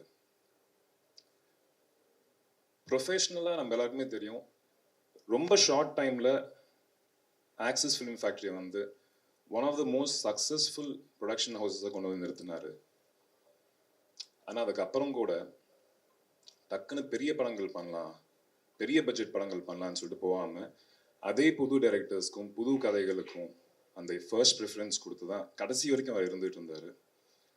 100% பெரிய லாஸ் இது. எஸ்பெஷலி ஆஸ்பைரிங் ஃபிலிம் மேக்கர்ஸ்க்கும் புது கான்டென்ட் கொண்டு வரவங்களுக்கும் ஆக்சிஸ் ஃபிலிம் ஃபேக்ட்ரி எப்பயுமே வந்துட்டு ஒரு ஹோப்பாக தான் இருந்துச்சு. அந்த ஹோப் இன்னைக்கு இட் இஸ் 100% பெரிய லாஸ்ங்க. அவர் இன்னைக்கு இங்கே இல்லாட்டியும் ஐ திங்க் அவர் ப்ரொடியூஸ் பண்ண நல்ல படங்கள் வந்துட்டு will celebrate for life. Miss you, sir. எல்லாருக்கும் வணக்கம். கிட்ட நாங்கள் எல்லோரும் வந்து மரகதநாணயம் டைம்லேருந்து திலீப் பாபு சாரோட ட்ராவல் பண்ணிட்டு இருக்கோம். ஆல்மோஸ்ட் 8-9 இயர்ஸ் இப்போது. அண்ட் அப்போலேருந்து இப்போ வரைக்கும் we have never come across a producer or a person who is so passionate about cinema. அவங்க வந்து ஒரு சினிமா பேக்ரவுண்ட்லேருந்து வரல. He has started Access Film Factory from the very start. So Aadhi சொன்ன மாதிரி இவ்வளோ ஒரு ஷார்ட் டைமில் to give such big successful films is a very very big thing. And he was a very very passionate man, passionate to a level where அவங்க இந்த மாதம் actually it's quite disappointing to say that இந்த மாதம் மரகதநாணயம் 2 start பண்ண வேண்டியிருந்தாங்க. நாங்கள் எல்லோரும் அந்த லான்ச்சில் meet பண்ண வேண்டியது. But it's a tragedy that we are meeting this way. Passionate to a level that almost 4-5 monthsலேருந்து அவங்க ஹாஸ்பிட்டலில் இருக்கும்போது, அன்வெல்லாக இருக்கும்போது ஆதி அண்ட் சரணன் சாரோட ரொம்ப க்ளோஸாக ட்ராவல் பண்ணாங்க. அந்த 4-5 monthஸில் ஹெல்த் நல்லா இல்லாத டைம்லேயும் அவங்க வந்து சினிமா பற்றியே பேசி, அவங்களுக்கு ஆல்ரெடி தெரியும் இது நடக்க வேண்டி போகுது அவங்க ஹெல்த்தோடுன்னு. அவங்க வந்து பூரிக்கிட்ட எல்லாமே முன்னாடியே செட் பண்ணி, நான் இல்லாத டைம்லேயும் என்னோட ப்ரொடக்ஷனில் இது நடக்கணும் அந்த மாதிரி ஒரு பிளானர், அந்த மாதிரி டெடிகேஷன் இருக்கிற ஒரு producer. It's not just a loss for the industry. We have all lost a very good friend, a mentor, a brother, a guide, and I send out all my prayers to the family, and I hope his soul rests in peace. Om Shanti.